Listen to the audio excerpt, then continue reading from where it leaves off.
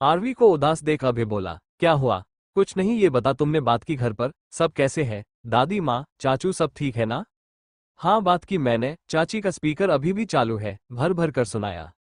सब ठीक है, बस नाराज है थोड़े तुमसे। और क्या सोच रहे होगे, ये बात तो तुम जानती और समझती भी हो। दादी माँ को इंतजार है और विश्वास भी तुम पर कि उनकी लाडली इतना बड़ा फैसला यूं ही नहीं लेगी, जरूर कुछ बात है, जल्द सब ठीक हो जाएगा। और चाचू चाची के आगे चुप है, समझते तो वो भी है पर सबको शिकायत तो है ना आरवी, जो जल्द दूर करनी होगी। बात करो उनसे और बताओ कि सक्षम कैसा था और किन हालातों में तुमको मिस्टर मेहरा से शादी करनी पड़ी। अब सब ठीक है यार, तो बाकी सब भी ठीक कर लो जल्द से जल्द, अभय ने आरवी की तरफ देखते कहा।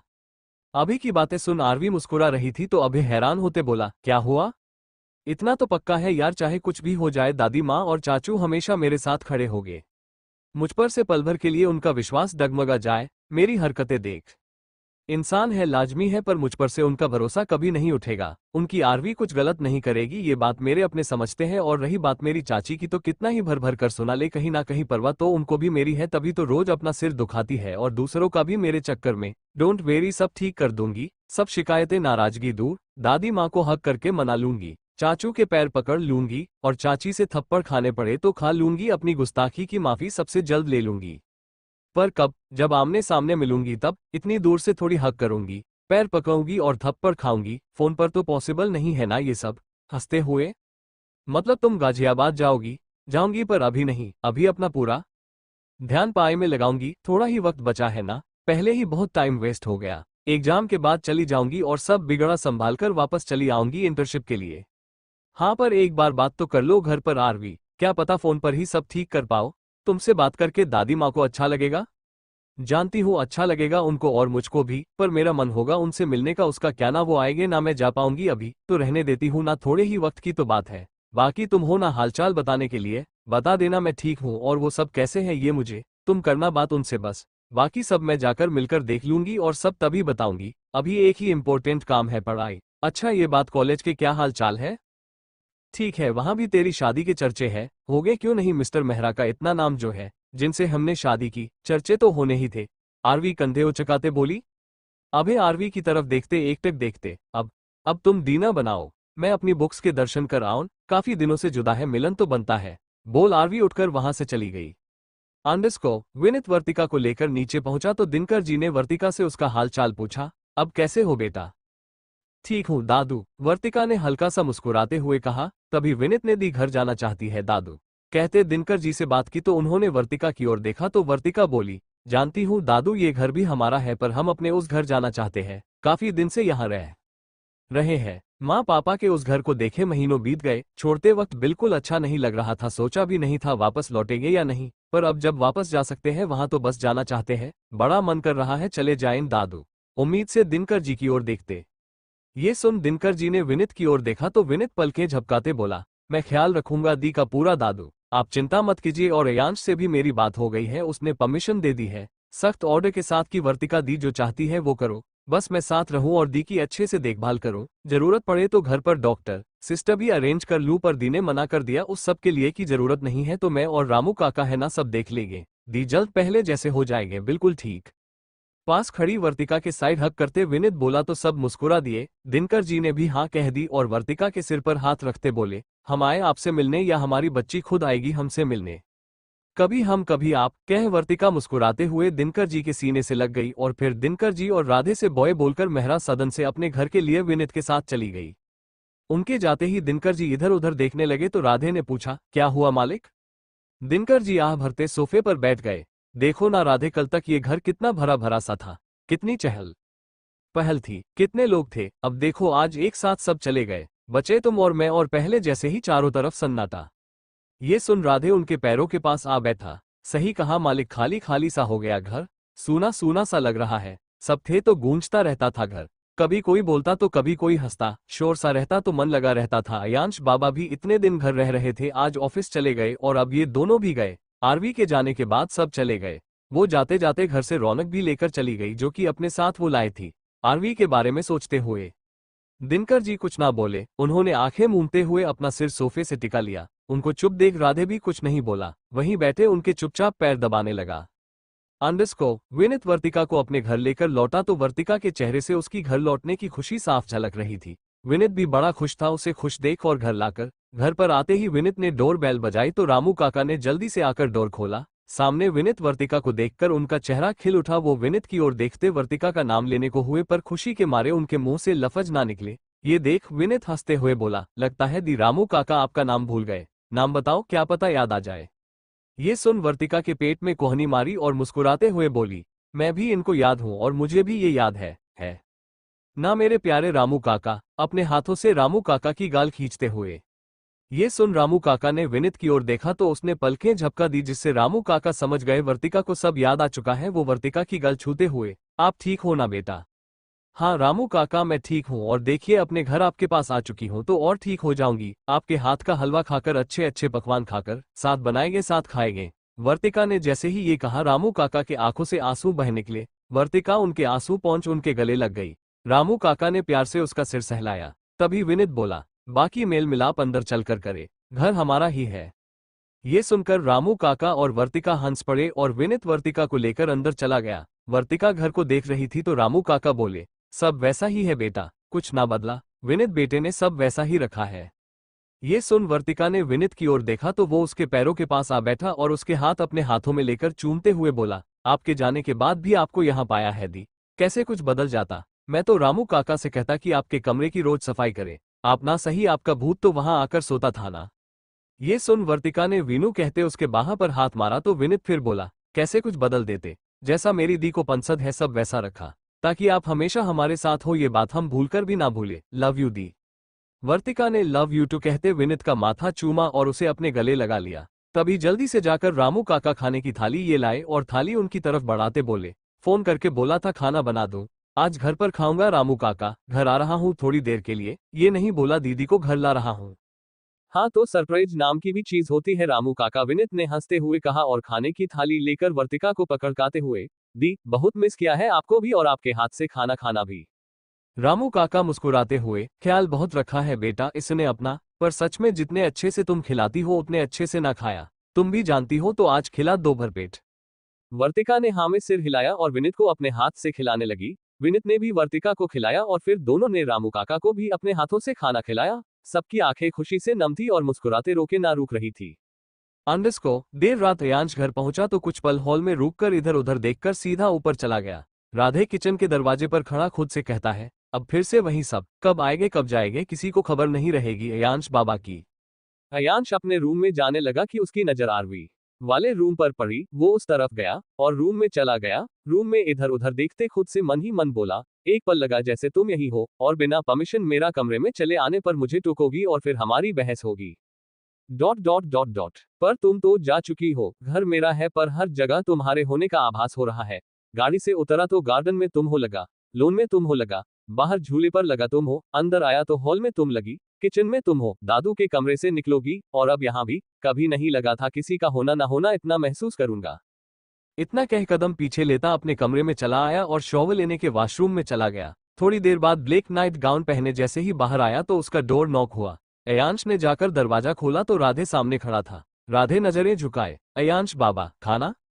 अयांश उसकी तरफ देखते, नहीं चाहिए, मैं खाकर आया हूँ।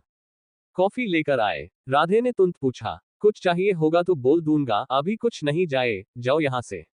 जी कहकर राधे जाने लगा तो अयांश ने उसे आवाज दी, सुनो। जी राधे ने रूकते हुए बोला।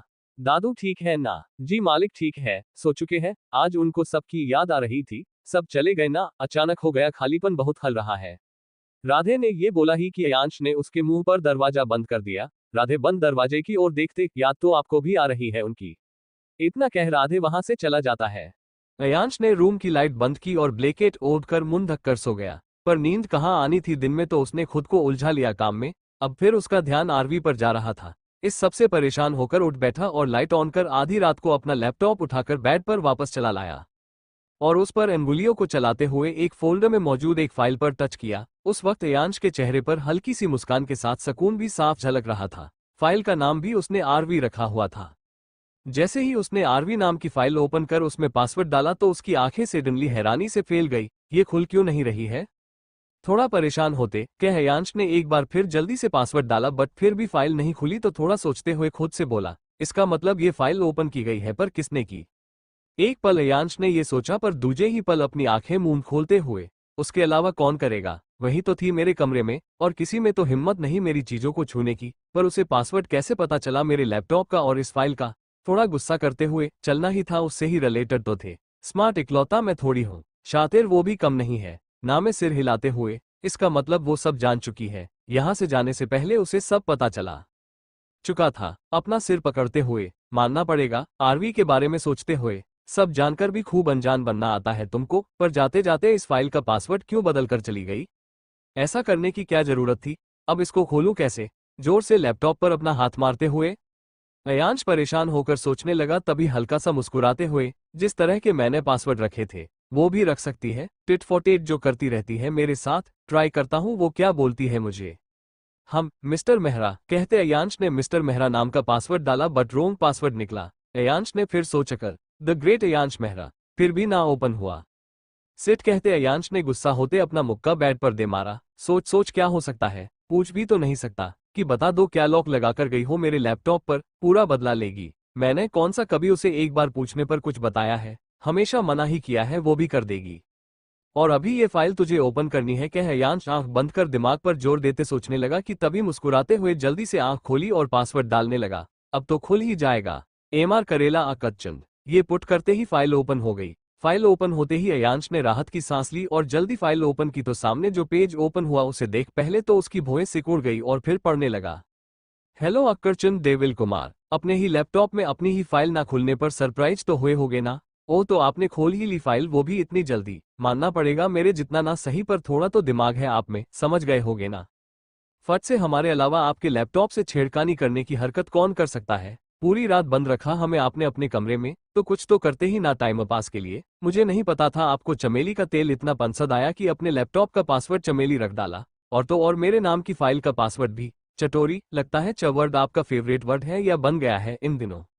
बोर हो रही थी तो लैपटॉप उठा लिया, आपका पासवर्ड था तो गलत सलत पासवर्ड डालकर लैपटॉप भी खोल लिया।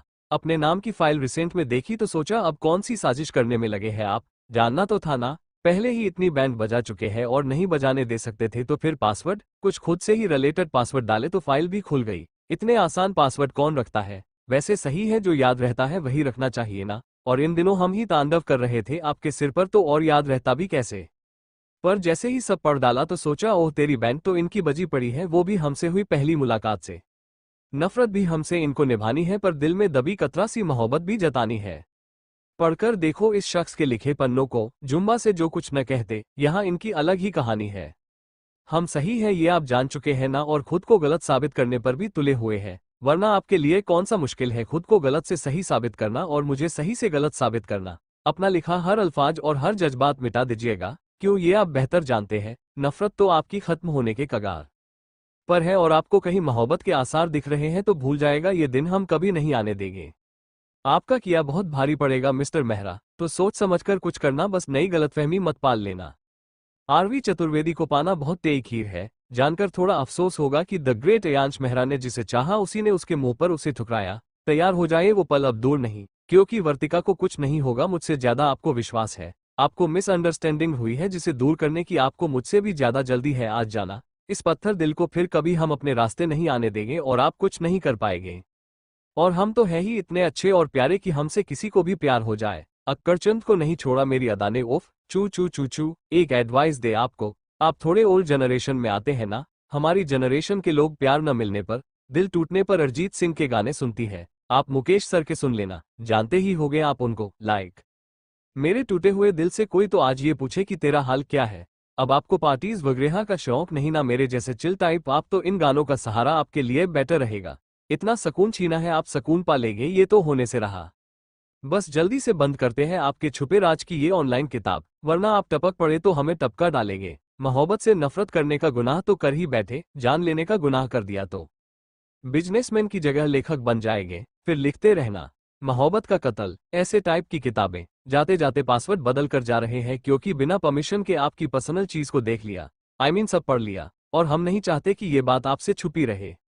अयांश ने ये सब पढ़कर फट से अपना लैपटॉप बंद किया और लैपटॉप को सीने से लगाकर अपना सिर पीछे बेड से टिका लिया और छत की तरफ देखते बोला, जिसको मैंने लिखा उसी ने पढ़ा। आरवी के बारे में सोचते हुए अंडरस्को। उधर आरवी बेड पर लेटी अयांश के बारे में सोच रही थी। ब्लैंकेट को ऊपर खींचा और मन ही मन खुद से बोला, हाँ पढ़ा है मैंने आपको, कल रात ना पढ़ते तो ये सब ना जान पाते, कभी पता ही नहीं चलता कि ऐसा कुछ हो सकता है।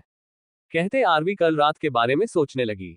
फ्लैशबैक। आरवी अयांश के रूम में इधर उधर चल रही थी। उसे वर्तिका को लेकर अजीब से ख्याल आ रहे थे। वो बप्पा से उसके जल्दी ठीक होने की प्रार्थना कर रही थी। तभी मन में आ रहे बेकार ख्यालों से कि वर्तिका को कुछ हो गया तो फिर क्या होगा, सब गड़बड़ हो जाएगी।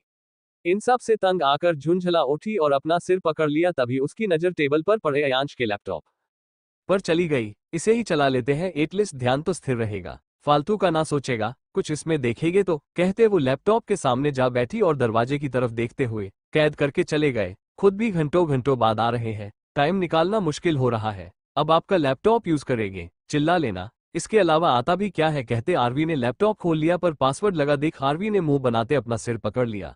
ओह नो, डेविल कुमार ने पासवर्ड रखा है। सब रखते हैं, ये रखे, कौन सी न्यू बात पर, अब खोले कैसे। चल ट्राई करते हैं, बोलते आरवी कुछ पासवर्ड डाले।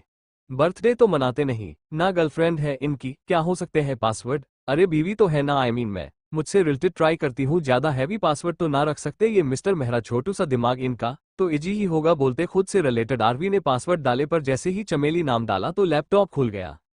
जिसे देख आरवी जोर से बोली, ओह तेरी चमेली का तेल पंसद नहीं, और पासवर्ड भी वहीं रखा है। सही है, जो चीजें पंसद हो लोग उनको भूल जाते हैं और नापसंद चीजों को हमेशा दिमाग में बिठाकर रखते हैं। तभी आरवी का ध्यान रिसेंट में मौजूद अपने नाम की फाइल पर गया। आरवी हैरान होते बोली, ये क्या है, मेरे नाम की file. Dot dot dot dot मुझे बर्बाद करने के पहले प्लान बनाकर रखे हैं क्या इन्होंने, कब क्या करना है। हो भी सकता है इनसे, और उम्मीद भी क्या की जा सकती है। गर्दन झटकाते हुए, पर देखना तो पड़ेगा ना। दुश्मन की चाल अयांश की सामने लगी तस्वीर की ओर देखते का पता हो थोड़ा तो उसे हराने में मजा आता है। देखना पड़ेगा आरवी क्या है इस फाइल में, क्योंकि और स्यापे नहीं करने दूंगी मैं इनको अपनी जिंदगी में। कहते आरवी ने लैपटॉप घुटनों पर रखा और फाइल पर टच किया, पर फिर उसमें पासवर्ड लगा देख मुंह बना लिया। यहां भी पासवर्ड मार डाला, बट तोड़ कर रहूंगी। क्या हो सकता है, आरवी सोच सोच चमेली था पहले तो अब क्या होगा, होगा तो मुझसे ही रिलेटेड। आजकल मुझे बर्बाद करने में पूरा फोकस है डेविल कुमार का। कहते आरवी ने थोड़ा सोचा और फिर बोली, मेरे खाने पीने आई मीन तीखा खाने से करेले जी को एलर्जी है ना, तो उससे रिलेटेड डालती हो। कहते आरवी ने चटोरी नाम डाला और फाइल खुल गई। ये देख आरवी खुशी से उछल पड़ी और लैपटॉप लिए उसके साथ डांस करने लगी। हे खुल गया खुल गया, बोलते आरवी ने खुद का कंधा थपथपाया और वापस सोफे पर आ बैठी और लैपटॉप प्लाथी लगाकर पैरों पर रख लिया। मुश्किल थे पासवर्ड, पर उतने भी नहीं, इतने इजी कौन रहते हैं, मेरे लिए तो बिल्कुल आसान थे। चलो अब जल्दी से पढ़ते हैं क्या है मेरे नाम की इस फाइल में, कहाँ मेरी कब्र खोदने की प्लानिंग की है अक्कड़चंद ने। कहते आरवी ने पहला पेज ओपन किया और उस पर ध्यान से देखा तो 6 महीने पहले की डेट के साथ हेडलाइन लिखी थी कि एक लड़की जो की है सबसे जुदा। ये पढ़ आरवी की आंखें फेल गई। सबसे जुदा और मैं, मतलब मेरी तारीफ। कहते आरवी बड़े गौर से आगे पढ़ने लगी। आज एयरपोर्ट गया था सक्षम को लाने, तो वहां एक लड़की से टकरा गया। उसकी आंखें इतनी प्यारी थी कि मैं चाहकर भी उससे अपनी नजरें नहीं हटा सका। वो मुझ पर चिल्ला रही और मैं बस उसे देखे जा रहा था। मन तो कर रहा था कि उसे कहूं कि चुप हो जाओ, बिल्कुल चुप, और बस मुझे खुद को देखने दो, पर ऐसा कुछ नहीं कर पाया। जैसे ही वो आंखों से ओझल हुई, जाते जाते मेरी आंखों को बेचैन कर गई। फिर से देखने के ले आंखें मेरी उन आंखों को मचल रही थी। ये बात विनित की उस हरकत ने साबित कर दी जब उसने मुझसे मजाक किया कि वो रही लड़की जबकि वहां कोई ना था। इस बात पर मैं उस पर बिगड़ा, पर मन ही मन सोचा कि काश वो होती वहां तो फिर देख लेता। विनित ने कहा नंबर ले लेते, फिर मिलना हो जाता। वो मेरी हालत समझ रहा था। आज से पहले मैंने ऐसा कुछ किया जो नहीं था, पर मैंने बात टाल दी कि मिलना लिखा होगा तो खुद मिल जाएगी। मैंने कुछ जाहिर नहीं होने दिया, पर यह सच था कि उसका चेहरा मेरी आंखों में बस चुका था, जिसे फिर मिलने की तमन्ना हो रही थी, पर कब, कहां, कैसे नहीं पता था। पर आज ही फिर उससे सामना हुआ। इस बार बीच सड़क थी, जिसे देख फिर मैं उसे देखता रह गया। वो मुझे बहरा समझकर सुनाने लगी बीच सड़क गाड़ी खड़ा करने पर, और मेरा म्यूजिक सिस्टम बंद करने मेरी गाड़ी में घुसी चली आई। इस वक्त वो मेरे इतना करीब थी कि आज तक मैंने किसी लड़की को अपने इतने पास नहीं आने दिया था, पर उसका पास आना अच्छा लग रहा था। बोल कुछ ना पाया, उस वक्त भी बस उसे निहारता रहा। ना गाड़ी से बाहर निकला। मेरी आंखें जी भर कर देखना जो चाहती थी उसे कि कहीं चली गई तो देखना रह जाएगा। पहली बार ऐसी अजीब हरकतें कर रहा था मैं, क्यों समझ नहीं आ रहा था। मुझसे तंग आकर वो मेरी गाड़ी की हवा निकालकर चली गई। पर जब विनित को ये बात पता चली तो उसने मेरी टांग खिंचाई करनी शुरू कर दी कि क्या कर रहे हो बॉस, क्या हो रहा है अयांश तुझे, एक लड़की तेरी गाड़ी की हवा निकाल गई और तुम बैठे रहे। उसने पल भर में भांप लिया कि लड़की एयरपोर्ट वाली थी। जवाब में मैंने पलके झपकाए तो खुशी से उछल पड़ा और उस लड़की को प्यार का नाम देने लगा। मैं मुकरने में लगा रहा पर वो अपनी बात पर रहा। उस लड़की को विनित का प्यार नाम देना, उसको लेकर मुझे छेड़ना मेरे मन में गुदगुदी कर रहा था उस वक्त, पर ना जाने क्यों मैं उस बात को छुपाने में लगा था। पर थी सच में एक नई फीलिंग जो आज से पहले कभी महसूस ना हुई थी मुझे। एक नया खूबसूरत सा एहसास पनप रहा था उस लड़की को लेकर दिल में जिससे मैं बेखबर था। वो चेहरा फिर कब दिखेगा मुझे, ये सब मैं सोचे जा रहा था आज, पर मेरा उससे तीसरी बार मिलना लिखा था। एक ही दिन में 3 बार उस चेहरे को देखना, उस लड़की से मिलना। शायद ही मुझे आज से पहले अपना कोई दिन इतना अच्छा लगा होगा, पर तीसरी मुलाकात ऐसी थी, उसका थप्पड़ और मेरी गाल। हम आज ही उस लड़की से तीसरी बार क्लब में मिला और थप्पड़ खा लिया। वो कुछ लड़के उसको देखकर बदतमीजी कर रहे थे, उसकी ड्रेस का जिप जो खुला था। बर्दाश्त ना हुआ तो मैंने जाकर बंद कर दी। उसे लगा मैं गलत कर रहा हूँ। हाँ मानता हूँ उसे बताना चाहिए था, पर कैसे बताता। मुझे डांटकर सुनाकर चली गई। आज पता चला जो अयांश मेहरा लोगों की गलती पर उन पर चिल्लाता है, बिना उसकी गलती के एक लड़की उस पर चिल्लाकर चली गई और फिर भी कुछ ना कह पाया। बस दिल की बहुत सुन ली, फिर दिमाग की सुन, वहां से मैं भी निकल गया। हद होती है, एक तो हेल्प की, ऊपर से ये सब हुआ।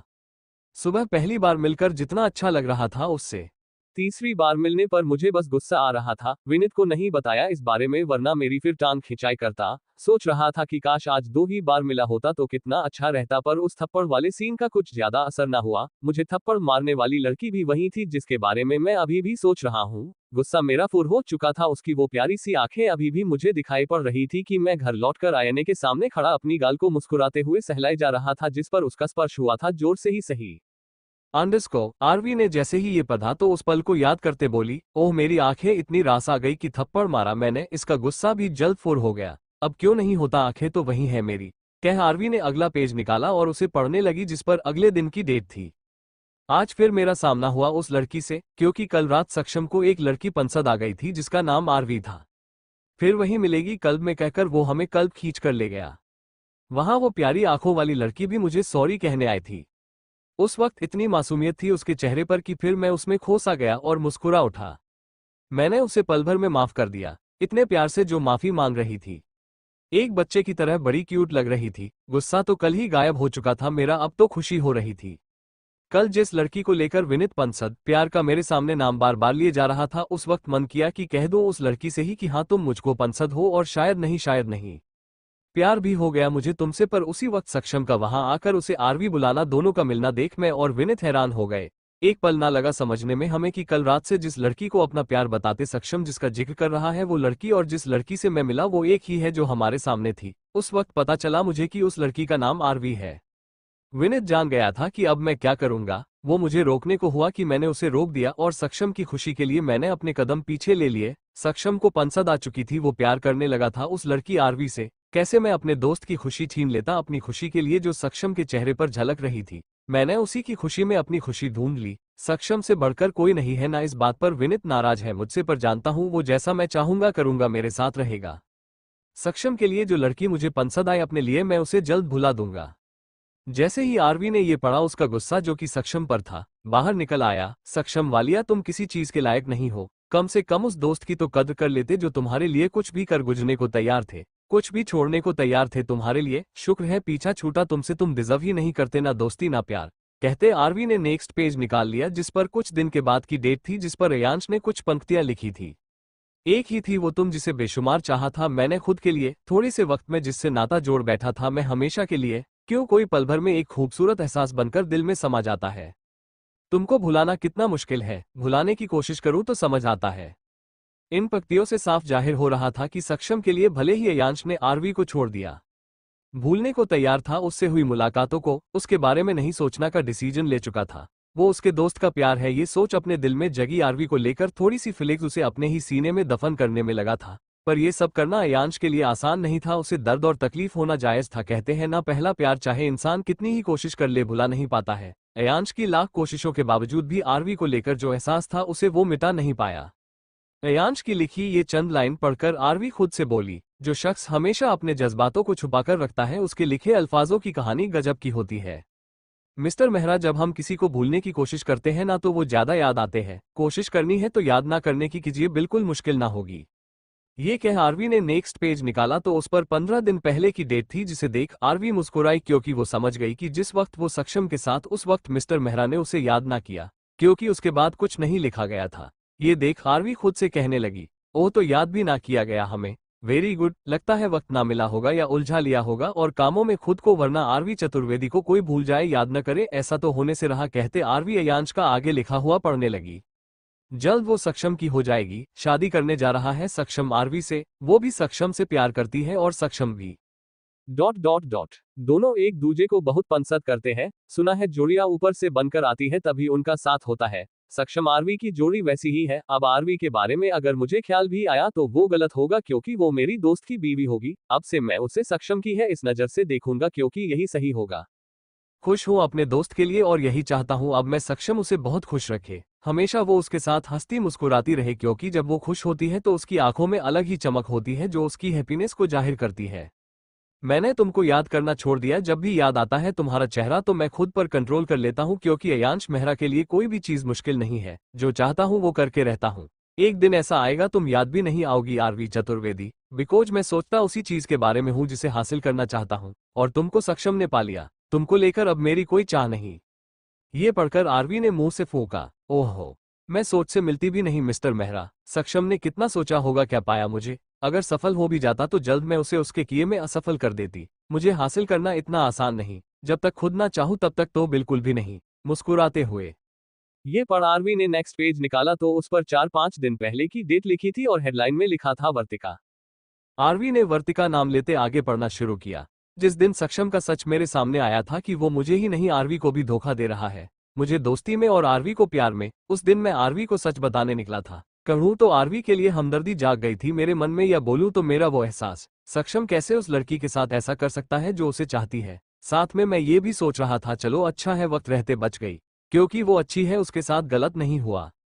तभी अचानक ऐसी न्यूज मिली जिसे सुनकर मेरे होश उड़ गए। सबसे छुपाकर मैं वर्तिका का ट्रीटमेंट करवा रहा था। सबको लगता था वो दुनिया में नहीं, पर वो जिंदा थी, पर थी कोमा में। मुझे ये सच छुपाना पड़ा था विनित के लिए, पर उसी दिन वर्तिका का कोमा से बाहर आना और आरवी का नाम लेना मानो मेरे पैरों तले जमीन खिसक गई हो। यकीन नहीं हो रहा था, तो मैंने आरवी की सोशल मीडिया से फोटो उठाई और सिस्टर से वर्तिका को दिखाने को बोला।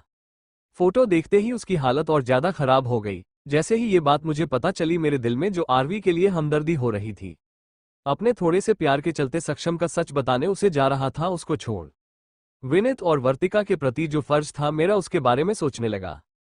और आरवी को लेकर मेरे मन में गुस्सा भर आया। वर्तिका को पिछले 6 महीनों से तकलीफ में देखा था और विनित को अपनी बहन के लिए तड़पते। वर्तिका की मेंटली हालत खराब हो चुकी है, वो कोमा से बाहर आकर बच्चों जैसी हरकतें कर रही है। जैसे ही ये जाना कि प्रॉब्लम और बढ़ गई और वजह आरवी लगी, तो आरवी के प्रति मुझे नफरत हो गई। सिर्फ और सिर्फ वो दिखाई दे रही थी मुझे वर्तिका की हालत की कसूरवार और मेरी नफरत की हकदार। सक्षम को लेकर मैंने डिसीजन ले लिया था जो वो डिजर्व करता था, पर आरवी को भी मुझे सजा देनी थी। माफी की गुंजाइश बहुत कम होती है गलत करने वालों के लिए, मैं सीधी सजा तय करता हूं, चाहे फिर मैं खुद क्यों ना हो। और आरवी को तो मैं वर्तिका का गुनाहगार मान बैठा था, तो उसे सजा देने पर उतर आया। उसे जबरदस्ती शादी कर अपने घर ले लाया। सक्षम आरवी के साथ जो कर रहा था, जैसा बर्ताव, जैसा व्यवहार, उस वक्त मुझ पर क्या बीत रही थी ये मैं ही जानता था, क्योंकि ये दोनों मेरी लाइफ में आम नहीं थे। सक्षम को आंखों के सामने ना रखा मैंने, पर आरवी को तो अपने घर ले आया था और उससे नफरत करते, उसे दर्द देते मैं खुद भी तकलीफ से गुजर रहा था। पर विनित की तकलीफ के आगे मेरी तकलीफ कम ही लगी। मुझे आरवी को चोट पहुंचाकर मैंने खुद को चोट बेशक पहुंचाई, पर विनित को दर्द और वर्तिका को चोट पहुंचाने वाली आरवी से मैं हर पल नफरत किए जा रहा था। कुछ नफरत तो खुद से भी कर बैठा, ये सोच क्या ये वही लड़की है जिसके चलते अयांश मेहरा ना रहा। जो चाह रहा था करना वो चाहकर भी पूरी तरह नहीं कर पा रहा था, क्योंकि नफरत की ठान कर भी, सख्ती से पेश आकर भी आरवी के लिए परवाह हो रही थी मुझे। कहीं ना कहीं नरमी से पेश आ रहा था और इस बात पर मुझे फिर खुद पर बहुत गुस्सा आता। उस पर इल्जाम डालकर खुद से सवाल किए मैंने कि क्या ऐसा हो सकता है, क्योंकि आरवी की आंखों में जब देखता तो कुछ समझ नहीं आता और ही सवाल खड़े हो जाते मेरे सामने। एक तरफ वो सही लगती तो दूसरी तरफ वर्तिका उसके नाम से इस सिचुएशन में पहुंची है ध्यान में आ जाता। दिल और दिमाग में हर वक्त जंग सी छिड़ी रहती, ऊपर से आरवी का मुझसे उलझना। एक तरफ मैं नफरत निभा रहा था तो दूसरी तरह मेरा वो एहसास मेरी नफरत पर भारी पड़ रहा था। जिससे बचने की कोशिश में लगा था। सबको वजह जाननी थी मेरी नफरत की, तो वर्तिका जिंदा है ये सच मैं सामने ले आया। बता दिया कि आरवी तुम वजह हो इस सब की, पर वो मना किए जा रही थी। विनीत भी उससे नाराज हो गया और मैंने भी उसकी गुस्से में नहीं सुनी।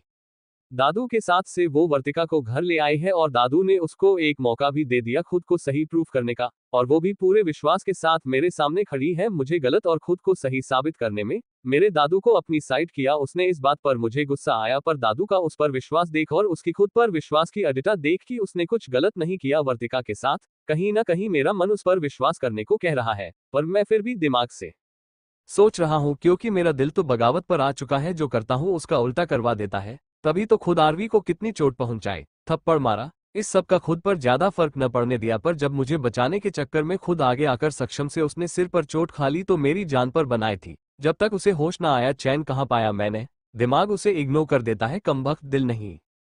पर अब एक सच ये भी है कि वो सही साबित हुई तो मैं गलत साबित हो जाऊंगा। आज तक एक भी गलती ना हुई यांश मेहरा तुझसे, तुम गलत साबित हो जाओगे, फिर क्या होगा, पर अभी इस बारे में मुझे नहीं सोचना। मेरा मन कर रहा है दादू के विश्वास पर विश्वास करने का, क्योंकि उनको तजुर्बा है सही गलत पहचानने का। अगर वर्तिका सही होती है आरवी ने जो सोचा है उससे, और वो खुद सही, तो इससे अच्छा और क्या होगा। ये पढ़ आरवी ने आह भरी, कैसे इंसान है मिस्टर मेहरा आप। दिल और दिमाग दोनों की सुनेंगे तो फंसेंगे ही ना। एक चीज से सोचते तो आज सिचुएशन कुछ और होती, पर ना तो आपका दिमाग सही से काम करता और दिल का कम यूज करते हैं आप, तो होना ही था। ये तो बिजनेस नहीं रिश्तों का मसला है, ये यहाँ ज्यादा दिल की चलती है और आप ठहरे पत्थर दिल जो हमेशा दिल को झुठला देते हैं। दो नाव पर सवार है आप, डूबेगे आप ही। चलो खुद को ना सही हम पर विश्वास, अपने दादू के विश्वास पर तो विश्वास करने चले हैं आप। गलती तो हुई है आपसे पहली ही सही, जो जल्द साबित हो जाएगी, और माफी जिसकी बिल्कुल ना होगी। कहते आरवी ने नेक्स्ट पन्ना निकाला जिस पर रेयांश ने अगले दिन की डेट डाली थी और हेडलाइन लिखी थी 1 मंथ। आरवी ने आगे पढ़ना शुरू किया। दादू के चलते वो अपनी चलाने लगी है और मैंने भी सोच लिया उसे करने दूं जो करना चाहती है। वर्तिका को तो किसी भी हाल में मैं कुछ नहीं होने दूंगा, ये तो तय है, पर अगर आरवी अपनी सच्चाई प्रूफ कर देती है तो शायद ये मेरे लिए सबसे ज्यादा खुशी की बात होगी। खुद के गलत साबित होने का गम नहीं होगा मुझे, गलत हूं तो सजा भी पालूंगा, बस उसकी आंखों में जो सच मुझे दिखाई देता है उसे वो सामने ले आए कैसे भी करके, और जल्द से जल्द। इसलिए आज मैंने उसे टाइम में बांध दिया 1 महीने के, ताकि वो और ज्यादा सीरियस हो जाए और अपना बेस्ट दे। कम टाइम जन्नू ला देता है इंसान में अपने काम के प्रति, ये मेरा मानना है। बस वो समय की नजाकत को समझते हुए अपनी पूरी कोशिश करे और मुझे रोंग और खुद को राइट प्रूफ करे। That's it. बाकी उसे जो करते देख रहा हूँ वर्तिका के लिए मैं गलत हूँ और वो सही, इस बात पर मेरा यकीन बढ़ रहा है। विनीत कह रहा है हम गलत तो नहीं आरवी, तुमको समझने में कैसे कहूं उसे कि मैं चाहता हूं मैं गलत निकलूं और वो वर्तिका की हालत की जिम्मेदार ना हो। आरवी ने जैसे ही ये पढ़ा तो हंस दी और फिर ना में सिर हिलाते बोली, जय हो थारी जय हो। कमाल है, पता चल गया है जनाब को कि हम सही है और वो गलत। वर्तिका को कुछ नहीं होगा हमारी कोशिशों से और ना खुद होने देंगे गलत। फिर भी तमन्ना की जा रही है हमारे हाथों आपको आप गलत है नाम का मेंडल पहनाया जाए। जरूर जल्द आपकी ये ख्वाहिश पूरी होगी मिस्टर मेहरा, हम सही हो गए तो आप तो गलत हो गए ही ना। पर देखो तो मन में कितना कुछ चल रहा है आपके, मजाल है बाहर चेहरे से जाहिर हो जाए, बड़े छुपे रुस्तम निकले आप तो। एनीवे हमें आपके साथ हमदर्दी की जरूरत नहीं, जो होना है होकर रहेगा। इस 1 मंथ में हम हमारी सच्चाई का परचम लहरा देंगे, क्योंकि वर्तिका की कसूरवार हम नहीं है, बस आज वो जल्द ठीक हो जाए। कहते आरवी ने अगला पेज निकाला तो उसकी हेडलाइन थी भान वाली जलेबी। ये देखते ही आरवी आंखें फाड़कर जल्दी जल्दी पढ़ने लगी। जैसे जैसे पढ़ रही थी उसकी हंसी ना रुक रही थी। जैसे ही लास्ट लाइन पढ़ी, लेडी कुंभकर्ण मजे से सो रही है और मैं उसके सामने बैठा, उसने आज मेरी कितनी बैंड बजाई, भान वाली जलेबी खाकर वो सब लिख रहा हूँ। वो सब पढ़कर आरवी की आंखों में हल्की नमी और चेहरे पर मुस्कुराहट थी। ये सबसे मजेदार था, मैंने उनको सिर्फ सुनाया ही नहीं नचाया भी। उफ, चाकू वाला सीन, मजा आ गया। ये सही किया आपने लिखकर मिस्टर मेहरा, वरना जलेबी खाकर हमने क्या करतब किए कभी पता ना चलता। मजा आ गया, आपकी बैंड सच में बजा डाली हमने। पर सच में जो नशे में कह गए आपसे सामने से शायद ही इतना कह पाते, या आप कहने ही नहीं देते, सीधा मुंह पकड़ लेते। अक्कड़चंद अपने आगे सुनता कहाँ है किसी की। कहते आरवी ने नेक्स्ट पेज निकाला जो खाली था, बस इतना ही था। थोड़े से पेज लिखे हैं, आगे कुछ नहीं है। वैसे इतना भी कितनी मुश्किल से लिखा होगा ना। बोलते वक्त जिनका शब्दकोश खाली सा रहता है, लिखते वक्त भी कमी पड़नी ही थी। गुस्सा जैसे अनलिमिटेड थोड़ी है सब कुछ इनके पास। कहते आरवी ने लैपटॉप बंद कर दिया। तभी फिर लैपटॉप खोलकर उसी फाइल में कुछ लिखा और फिर बंद कर लैपटॉप उसकी जगह रख सामने लगी अयांश की तस्वीर की तरफ देखते बोली, जब पासवर्ड मैच नहीं होगा तब आप जान जाएंगे कि हम आपका लिखा पढ़ चुके हैं मिस्टर मेहरा। ये सब राज ही रहता अगर हम हमारा नाम देखकर फाइल ओपन ना करते तो। अब क्या करें, आपकी हरकतें हर वक्त आपको शक के कटघरे में रखती हैं, पर यहाँ तो कुछ और ही निकला। खैर, इस सब से हमें फर्क नहीं पड़ता है, कोई लेना देना नहीं, ना ही हम हमराज बनने में इंटरेस्टेड है। ये तो अनजाने में हो गया, जो आपके राज जान लिए। आपने अपनी मर्जी की, हम अपनी करेंगे। Flashback and. आरवी ने अयांश के बारे में सोचते करवट ली और खुद से बोली, आप क्या है मिस्टर मेहरा?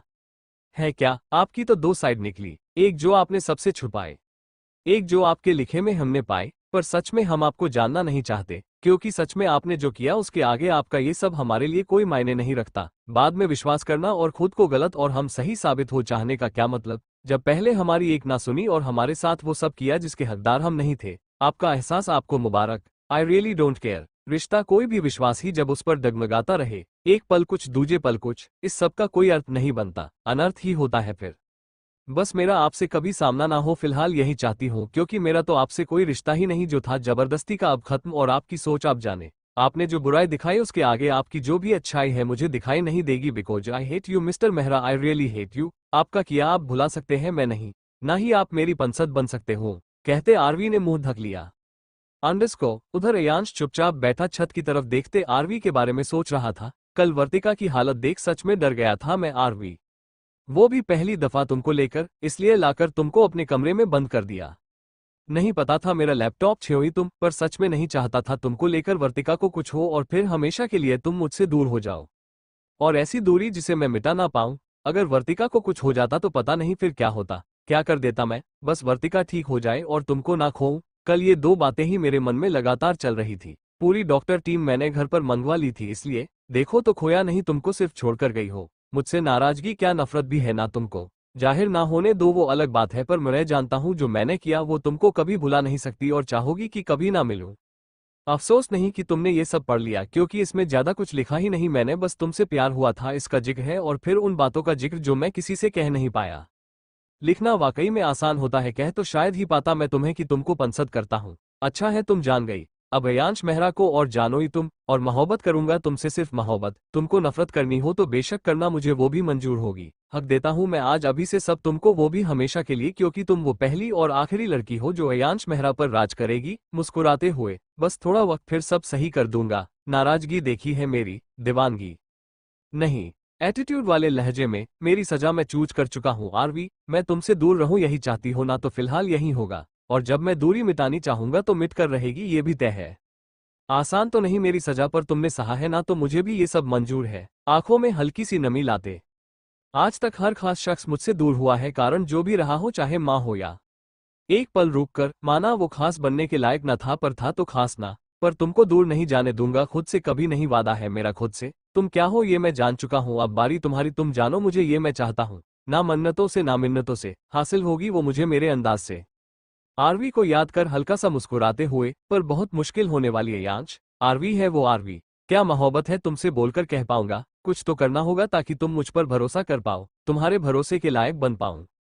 क्योंकि रिश्ता कोई भी हो, विश्वास ना हो तो कोई मायने नहीं रखता। और जो रिश्ता हमारा मैं चाहता हूँ वो हमारे लिए सेम मायने रखे। पर इस सब के लिए बहुत पापड़ बेलने पड़ेंगे अयांश मेहरा। पक्का नानी याद आने वाली है मुझे, अपना सिर खुजाते हुए। काश जैसे बड़ी बिजनेस डील चुटकियों में हैंडल कर लेता हूँ, ये प्यार वाली भी वैसे हो जाती मासूमियत से। कहते अयांश ने मुंह बनाते लैपटॉप बेड की साइड टेबल पर रखा और लाइट बंद कर मुंह ढककर सो गया। अंडरस्को। अगली सुबह आरवी जैसे ही सुबह उठकर नीचे आए तो उसकी नजर खिड़की के पास खड़े अभय पर पड़ी, जो खिड़की पर खड़ा कॉफी पी रहा था। आरवी उसके पास आई और कंधे पर हाथ मारते बोली, गुड मॉर्निंग अभय। अभय उसकी तरफ देखते, गुड मॉर्निंग आरवी, हम तुम जल्दी कैसे उठ गई? अभय ने आरवी से पूछा। आरवी ने उसके हाथ से कॉफी ली। एग्जाम आ रहे हैं बेटा, जल्दी पढ़ने के लिए उठ गई। इतना कह आरवी कॉफी पीने लगी। अभय ने उससे कॉफी लेनी चाहिए तो और ले आ, कहते आरवी ने नहीं दी। पी लो, कहते अभय कहने लगा। आज तक तो कभी एग्जाम टाइम में तुम इतना जल्दी ना उठी, या पहली बार एग्जाम दे रही है? भौएं उचकाते हुए, हाँ तो बीते दिनों जो लॉस हुआ है उसका कोटा भी तो पूरा करना है ना। एक शब्द ना पढ़ा गया है तो अब तो पढ़ना पड़ेगा, फेल थोड़ी होना है। अच्छा मेरा छोड़ अपनी बता, तुझे देखकर तो लगता है तुम रात भर ना सोए, और रात भर जगने वालों में तो तुम भी नहीं बेटा। जैसे ही आरवी ने ये कहा तो अभय नजरें चुराते हुए बोला, पढ़ने के लिए जल्दी उठी है ना तो पढ़ लो, फिर कॉलेज भी जाना है। तब तक मैं नाश्ता रेडी कर लेता हूँ, कुछ खाकर चलेंगे। इतना कह अभय जाने लगा कि आरवी बोल पड़ी, प्यार में पड़े आशिकों की सिर्फ नींद ही नहीं उड़ती, रातें भी करवट बदलते हुए बीत जाती है। ये सुनते ही अभय रुक गया और मुड़कर आरवी की तरफ देखा तो आरवी बोल पड़ी, मैटर नहीं करती तो मेरी तरह मस्त नींद सोता रात भर, यूं आंखें सूजी ना होती। जो करना है करो, पर उस चक्कर में एग्जाम पर इफेक्ट पड़ा तो तेरे प्यार के सामने ही तेरी जूतों से पिटाई करूंगी, सोच ले। पराठे जलाना मत, अच्छे से बनाना, कह आरवी वहां से वापस ऊपर चली गई और अभी उस पर बड़बड़ाते हुए किचन में चला गया। हाँ, पराठा ना जले चाहे फिर मेरे हाथ जल जाए, खुद को तो रोटी तक बेलना नहीं आता और खाने पराठे हैं। अंडरस्को एयांश ऑफिस के लिए रेडी हो रहा था। आईने के सामने खड़ा ब्लैक कोट पहने बड़ा ही हैंडसम लग रहा था। उसे देख आयना भी सवाल कर बैठे कि भाई किस लिए इतना सज धज रहे हो, बाल भी सेट किए जा रहे हैं, परफ्यूम भी लगाया जा रहा है और एयांश के बिंदास एक्सप्रेशन भी मानो आईने को जवाब दे रहे हो कि क्या हुआ, घर बीवी छोड़कर चली गई, पर्सनैलिटी में कमी नहीं आनी चाहिए। एयांश मेहरा जैसा था वैसा ही रहेगा। तभी एयांश ने अपने कोट के बटन लगाए और आईने में खुद को निहारते मुस्कुराते हुए बोला, मैं समुद्र सा वो लहरों की भांति है, लहरें कितनी भी कोशिश करे दूर जाने की, आखिर शामिल वो समुद्र में ही आकर होती है। एयांश रेडी होकर नीचे आया और डाइनिंग टेबल पर आ बैठा। राधे ने उसे कॉफी दी। एयांश कॉफी पीते हुए, दादू। राधे मालिक कहते कुछ कहता कि दोनों को उनकी छड़ी की आवाज सुनाई और दोनों की नजर दिनकर जी के कमरे की तरफ घूम गई जहां से दिनकर जी उसी ओर आ रहे थे। दिनकर जी आकर चेयर पर बैठते हुए बोल पड़े, आरवी नहीं आए नाश्ते के लिए, नीचे जाओ, राधे बुला लाओ। ये सुनते ही एयांश कॉफी पीते पीते रुक गया। राधे ने एयांश की ओर देखकर दिनकर जी की तरफ हैरानी से देखा कि तभी एयांश ने धम्म से कॉफी मग टेबल पर रख दिया। उसके ऐसे करते ही दिनकर जी उसकी तरफ देखने लगे तो एयांश बोला, जो करने को वो आपसे कह कर गई थी, थोड़ी देर पहले आप राधे के साथ बाहर गार्डन में वो कर रहे थे ना दादू, और अभी? एयांश इतना कह चुप हुआ तो दिनकर जी ने अपनी आंखें मूंद ली और माथा खुजाते बोले, ओहो, वो तो अब यहाँ है ही नहीं, दिमाग से निकल गया, रोज साथ नाश्ता करते हैं ना, भूल गया कि वो यहाँ से जा चुकी है। राधे दबी आवाज में, मालिक आप बार बार भूल रहे हैं, कल से देख रहा हूँ आपको ऐसा करते, वो अब यहाँ नहीं है। दिनकर जी हाँ में सिर हिलाते, ज्यादा दिन तो नहीं रही यहाँ पर, जितने दिन रही आदत हो गई राधे उसे देखने की, मोह सा हो गया था उस बच्ची से तो मन मचल उठता है देखने को। फिक्र मत करो, उसके ना होने की भी आदत हो जाएगी कल परसों तक, तुम नाश्ता लगाओ। राधे जी कहकर नाश्ता देने लगा कि तभी अयांश उठकर वहां से जाने लगा तो राधे बोल पड़ा, अयांश बाबा नाश्ता। अयांश बाहर की तरफ जाते, दादू को करवाओ नाश्ता और ख्याल रखना, कह अयांश घर से चला गया। राधे उसको जाते देख, इनको क्या हुआ, बिना खाए पिए चले गए, जब इसे खुद पता चल जाएगा कि क्या हुआ तो हमें भी पता चल जाएगा, परेशान मत हो, बाहर खा लेगा, कौन सा पहली बार बिन खाए पिए गया है घर से, बोल। दिनकर जी नाश्ता करने लगे तो राधे ने कहा, मालिक कुछ पूछे? आप अभी सच में ये बात भूल गए कि आरवी यहाँ से जा चुकी है या अयांश बाबा के सामने जानबूझकर जिक्र कर रहे थे, कह राधे चुप हो गया तो दिनकर जी मुस्कुरा दिए, तुमको क्या लगता है मैंने जानकर किया, सच में भूल गया था और अंशु के सामने आरवी का जिक्र करने की हमें कोई जरूरत नहीं है क्योंकि याद हमें ही नहीं उसे भी आ रही है ना? ये सुन राधे मुस्कुरा दिया, सही कहा मालिक, कल हमने अयांश बाबा को उनके कमरे में जाते देखा, हम आपके लिए जूस लेकर आते हैं, बोल। राधे किचन की तरफ चला गया तो दिनकर जी घर की तरफ नजर घुमाने लगे, आओगी ना बेटा तुम वापस, मेरे पोते की जिंदगी और मेरे इस घर में? अंडस्को अभय ने आरवी को आवाज दी तो बुक हाथ में लिए वो नीचे आ गई। अभय उसकी तरफ देखते, ओ परेसरी आ जाओ, ब्रेकफास्ट कर लो, पराठे बना दिए हैं, आ रही हूँ, कहते आरवी ने बुक टेबल पर रखी और डाइनिंग टेबल पर आ बैठी। ला दे जल्दी, भूख लगी है बहुत तेज। अभय उसे पराठे देते हुए, तुझे भूख लगती कब नहीं, आधी रात को भी पूछूं आरवी कुछ खाएगी तो भी रेडी रहेगी। ये सुन आरवी ने उसे घूरा, हो गया तेरा, मैं फूडी हूँ, इस बात का मजाक मत बना, बाकी तुम भी बेटा इसी कैटेगरी में आते हो, खाने पर ऐसे टूट पड़ते हो जैसे 7 जन्मों के भूखे हो, वो तो प्लेट चम्मच खा नहीं सकते वरना तुम तो उनको भी ना छोड़ो। ये सुन अभय ने मुंह बनाया, बहुत खराब हो तुम, लो खाओ, बोल। पराठे दही आरवी के आगे रख दिए। आरवी बतीसी दिखाते मजे लेकर खाने लगी, उसे ऐसे खाते देख अभय भी मुस्कुराते हुए नाश्ता करने लगा। दोनों बातें करते नाश्ता कर रहे थे कि तभी डोर बेल बजी। आरवी फट से उठकर दरवाजे की तरफ बढ़ी, तुम बर्तन संभालो, मैं यहाँ देखती हूँ कौन आया है, कामचोर कहीं की, बर्तन उठाते तो तुमको मौत आती है ना, तभी देखो कैसे भाग खड़ी हुई, कहीं बर्तन ना धोने पड़ जाए। ये सुन आरवी ने मुड़कर उसकी तरफ देखा, बड़ा समझदार है मेरा दोस्त, तो जल्दी समेट लो, कॉलेज के लिए लेट हो जाएंगे, बोल। आरवी दरवाजे की तरफ हंसते हुए चली गई और अभय जूठे बर्तन उठाकर किचन की तरफ बढ़ गया, बात के इसी से धुलवाऊंगा।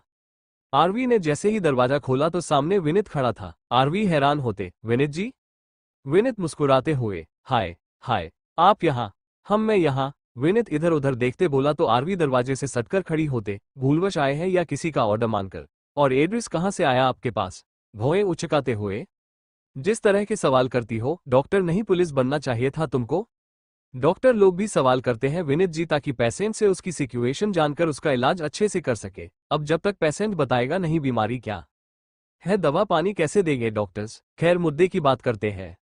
तभी विनित मुस्कुराते हुए बोल पड़ा, एड्रेस निकालना कौन सी मुश्किल बात है आरवी, थोड़ी कोशिश की तो मिल गया तुम्हारे घर का पता, और भूलवश नहीं जानबूझकर आया हूँ, और अयांश के ऑर्डर से नहीं अपने मन से आया हूँ। आरवी झेपते हुए, हमने कब उनका नाम लिया, नाम ना सही, इशारा तो उसी तरफ था। खैर मैं खुद आया हूँ अभिनव से मिलने, सिर्फ अयांश के चलते थोड़ी दी के चलते भी तो रिश्ता है ना यहाँ से। जैसे ही विनित ने ये कहा तो आरवी मुस्कुरा दी, सियो विनित जी, सॉरी, हाँ मैं भूल गई थी, यहाँ सिर्फ मैं नहीं आपके जीजू महाराज भी रहते हैं, और आप साला होने के नाते उससे मिलने आए हैं, that's nice. By the way, Vartika कैसी है? दी ठीक है, मैं उनको घर भी ले आया हूँ अपने, उनका मन था घर आने का, और खुश भी है घर आकर। दी हम अपना घर अपना होता है, सुकून मिलता है अपनी जगह आकर, बोल आरवी ने अपने घर की तरफ देखा। तभी विनित फट से बोला, तुम्हारे घर में अंदर आने की परंपरा नहीं है क्या आरवी? आरवी मुस्कुराते हुए, है ना, हम मेहमानों का तहे दिल से स्वागत करते हैं, आए विनित जी, सॉरी, हाँ दरवाजे पर रोके रखा। इट्स ओके, विनित बोला ही कि तभी अंदर से अभय कहता है, कौन आया है आरवी? आरवी साइड होते विनित की तरफ हाथ से इशारा कर, तुम्हारे ससुराल वाले, मंद मंद हंसते हुए। अभय जो कि सामने ही खड़ा था, उसने विनित की ओर देखा तो विनित मुस्कुरा दिया, पर अभय उसे खड़ा बस देखता रहा। आरवी विनित को अंदर ले आए। विनित ने अभय के सामने आकर हाथ बढ़ाया तो अभय उसकी तरफ देखते बोल पड़ा, आप यहाँ क्यों आए हैं? ये सुन विनित ने अपना हाथ नीचे आरवी की तरफ देखा तो आरवी अपना माथा खुजाते बोली, पहली बार विनित जी आप घर आए हैं हमारे, थोड़ी देर पहले आते ना आप तो नाश्ता कर लेते साथ में, अभी खाकर ही हटे थे हम खाना। डॉट डॉट डॉट खैर आप दोनों बैठकर बातें कीजिए ना आराम से। अबे विनित जी को बैठाओ, हम जरा मेहमान नवाजी का फर्ज अदा करके आए, आई मीन चाय पानी लेकर आते हैं। कह आरवी किचन की तरफ चली गई। अभय ने आगे बढ़ विनित को बैठने का इशारा किया और खुद भी बैठ गया। विनित थैंक यू कहते उसके पास वाले सोफे पर बैठ जाता है। अभय ने फिर विनित से सवाल किया, आपने बताया नहीं यहाँ आने की वजह? वजह जानते नहीं हो क्या अभिनव? विनित बोला। ये सुन अभय मुस्कुरा दिया, ओह तो आप अपनी बहन के लिए आए हैं यहाँ? वर्तिका नाम है। अभय की तरफ उम्मीद से देखते हुए, जानता हूँ और आप भी जानते हैं, मैं अपना डिसीजन बता चुका हूँ। अभय इधर उधर देखते बोला। ये सुन विनित मुस्कुरा दिया, डिसीजन तो बदल जाते हैं अभिनव, अभी गुस्से में हो ना तो समझ सकता हूँ, दिल की नहीं दिमाग की सुनी जा रही है। खैर ये आप दोनों के बीच की बात है तो उस बारे कुछ नहीं बोलूंगा, आप दोनों संभाल लेंगे और जो सब चाहते हैं वही होगा, और मुझे मेरी दी और जिससे वो प्यार करते हैं उस पर पूरा भरोसा है। मेरी दी का प्यार उनकी एक गलती माफ कर उनको एक मौका जरूर देगा। मुस्कुराते हुए, वैसे मैं यहाँ दी के बारे में बात करने नहीं आया हूँ अभिनव की दी को आपकी जरूरत है, उनको माफ कर दो। ऐसा कुछ नहीं कहने वाला, मैं तो बस यहाँ माफी मांगने आया हूँ जो मुझे कल ही मांग लेनी चाहिए थी, या बोलूं तो माफी मांगने की कभी जरूरत ही नहीं पड़नी चाहिए थी। काश हमसे गलती जो गलती हुई वो ना होती। आरवी से तो कल अपनी गलती की माफी मांग ली थी मैंने, उसने माफ भी कर दिया था, पर आपसे माफी मांगना तो रह ही गया। सिर्फ आरवी को नहीं आप पर भी इल्जाम लगाया, कितना कुछ गलत कहा मैंने, आपको गलत समझा। एक पल चुप होते, मुझे माफ कर दो अभिनव, मुझे अपनी गलती का एहसास है, मुझे वो सब नहीं करना चाहिए था पर हो गया, आप माफ कर देंगे उस सबके लिए, इस उम्मीद से यहाँ आया हूँ। अभी की तरफ एकटक देखते अभी ये सुन मंद मंद मुस्कुरा दिया। अभी से अभिनव, तुमसे सीधा आप, क्या आप विनित जी, इतनी इज्जत एक ही दिन में, आप बड़े हैं मुझसे ये भी याद नहीं? दी बड़े हैं मुझसे, और जिनसे उनका रिश्ता हो चाहे वो मुझसे छोटा हो, रिश्ते में तो वो मुझसे बड़ा हुआ ना, और जो सही है वो इज्जत के लायक है, जिनसे गलती हुई वो झुकने के। आई एम सॉरी अभिनव कहते विनित ने अपने हाथ जोड़ लिए। अभी उसे देखे जा रहा था। किचन की तरफ हाथ में चाय पानी लिए खड़ी आरवी उनकी बातें सुन मुस्कुरा दी। वैसे ये जीजू साले की जोड़ी ओसम है, खूब जमेगी इनकी, दोनों ही बहुत प्यार इंसान है। कह आरवी उन दोनों की तरफ चली आई और चाय पानी की ट्रे टेबल पर रखते हुए बोली, अगर किसी को अपनी गलती का एहसास हो और वो माफी मांग रहा हो तो हमें उनको माफ कर देना चाहिए अभिनव। दादी माँ कहते हैं माफी मांगने वाले से बड़ा माफ करने वाला होता है। रिश्ते में बड़ा मान रहे हैं तुमको तो बड़प्पन दिखाओ तुम भी। विनित अभी भी हाथ जोड़े बैठा था, तभी अभय उठा और विनित के हाथ आगे बढ़ नीचे कर दिए। ये देख विनित के चेहरे पर हल्की सी मुस्कुराहट आ गई। तभी अभय बोल पड़ा, माफ तो तब करूंगा ना जब मुझे इनकी माफी चाहिए होगी, मुझसे इनसे कोई शिकायत नहीं, और इन्होंने तुमसे माफी मांग ली और तुमने माफ कर दिया तो और मुझे कुछ नहीं चाहिए आरवी। खैर तुम जल्दी से अपनी मेहमान नवाजी का फर्ज पूरा कर लो, हमें कॉलेज के लिए लेट हो रहा है, मैं रेडी होकर आया। बोल अभय वहां से चला गया। अभय के जाते ही आरवी ने मुस्कुराते हुए विनित की ओर देखा जो परेशान सा अभय को जाते देख रहा था। तभी आरवी बोली, विनित जी टेंशन मत लीजिए, इसे कोई शिकायत नहीं है आपसे, तो माफी वगैरह रहने दीजिए, थोड़ा वक्त दीजिए इसे, ज्यादा दिन ऐसे नखरे नहीं दिखाएगा, जल्द लाइन पर आ जाएगा, हंसते हुए, सब ठीक हो जाएगा, डोंट वेरी। विनीत सोफे से उठते हुए, सच में आरवी सब ठीक हो जाएगा ना? ये सुन आरवी हाथ बांधते बोली, एक दोस्त के सारे ना सही पर कुछ राज से वाकिफ जरूर होता है। विनीत हैरानी से, मतलब कुछ नहीं, उम्मीद सिर्फ वही लगाए विनीत जी जहां से आपकी उम्मीद पूरी होने के आपको आसार नजर आ रहे हो, और कहीं से बिल्कुल नहीं, क्योंकि वैसा तो होने से रहा सुना ही होगा ना, हवा में तीर चलाने से कुछ हासिल नहीं होता। मुझे मेरी उम्मीद और जिनसे उम्मीद लगा रहा हूं उन पर पूरा भरोसा है कि मेरी उम्मीद नहीं टूटेगी, कभी ना कभी तो खरे उतरेंगे वो लोग मेरी उम्मीद पर। विनीत आरवी की तरफ एकटक देखते बोला। तभी आरवी ने एनीवे बोलते सामने रखी ट्रे की तरफ इशारा किया, चाय पानी कुछ लीजिए। Vineet, no thank you. Aarvi, क्यों? वेट, कहीं आपके यहाँ वो रिवाज तो नहीं कि लड़की के ससुराल से चाय पानी नहीं पीने का होता है ना, कहीं कहीं ऐसा? ये सुन विनीत हंस दिया और उसने गिलास उठाकर पानी पिया और गिलास वापस रखते हुए, नहीं ऐसा कुछ नहीं है। तो चाय भी लीजिए। चाय फिर कभी, अभी चलता हूँ, ख्याल रखना अपना।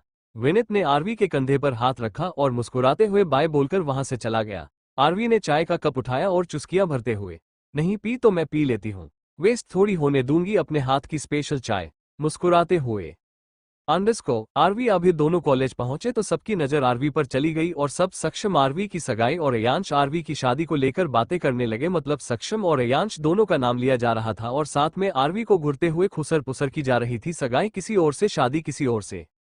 उनकी बातें सुन आरवी ने अपनी मुठ्ठियां बांध ली, क्योंकि उसे बिल्कुल अच्छा नहीं लग रहा था उसका नाम सक्षम वालिया से क्या अयांश मेहरा से जोड़ने को लेकर भी। तभी अभी उसके कंधे पर हाथ रखते बोला, माना कि तुम सब छोड़ आए हो और वो सब अब तुम्हारे लगे मतलब नहीं रखता, पर शादी तो हुई थी ना तुम दोनों की, और ये बात सब जानते हैं। ज्यादा दिन भी नहीं हुए तो डोंट वेरी, लोगों को भूलने में वक्त लगेगा पर भूल जाएंगे। आरवी खुद से बड़बड़ाते हुए, हाँ भूल जाएंगे, उस सक्षम वालिया को तो आज नहीं कल भूल ही जाएंगे कि उसकी और मेरी सगाई हुई थी, पर मिस्टर मेहरा वो तो हमेशा हाईलाइट में रहते हैं ना, और हमारी शादी का फोटो भी उन्होंने बड़े शान से डाला था, सब जानते हैं उनके बारे में बस कुछ को छोड़कर।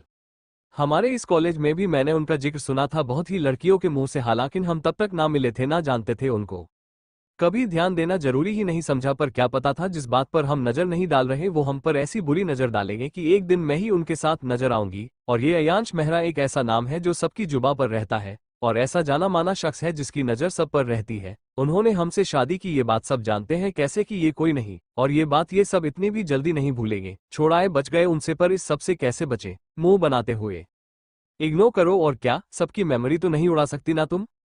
काश ऐसा कर पाते, कितना मजा आता ना हमारी लाइफ से, और सबकी याद से हमारी शादी वाला चैप्टर ही फुल कर देते हम। आरवी सोचने की एक्टिंग करते बोली तो अभी मुस्कुराते हुए उसके सिर पर एक चपत लगा देता है तो आरवी सिर मसलते बोली, चल छोड़, क्लास में चलते हैं, इस सब का इलाज इग्नो ही है। और दोनों क्लास में चले गए। जैसे ही दोनों क्लास में पहुंचे तो गौरव आरवी की तरफ आते बोला, congratulations Aarvi for your married life.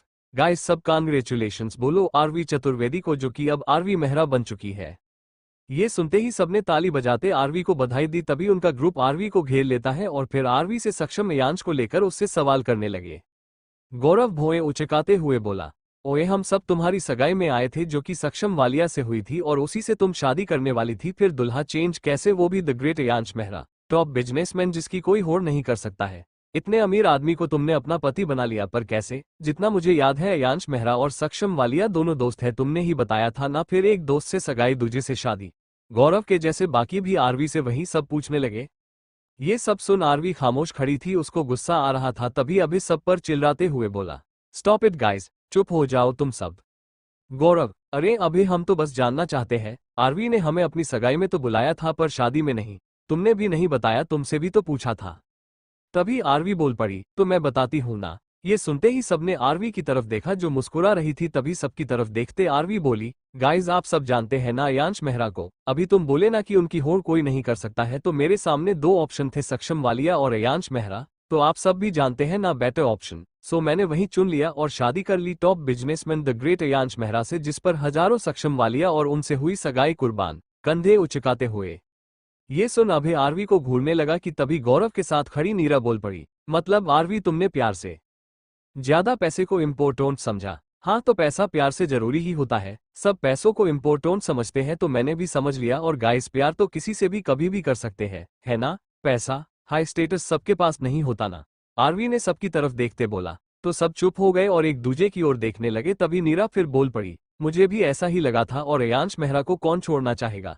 क्या डेसिंग हैंडसम बंदा है यार। वैसे तुम कॉलेज में क्या कर रही हो, तुमको तो हनीमून पर होना चाहिए ना। आरवी थोड़ा शर्माते हुए, गाइस इतने दिन बाद कॉलेज आए हैं तो सब काम निपटा कर आए हैं। अभी हम चलते हैं, काम है, एग्जाम आ रहे हैं ना।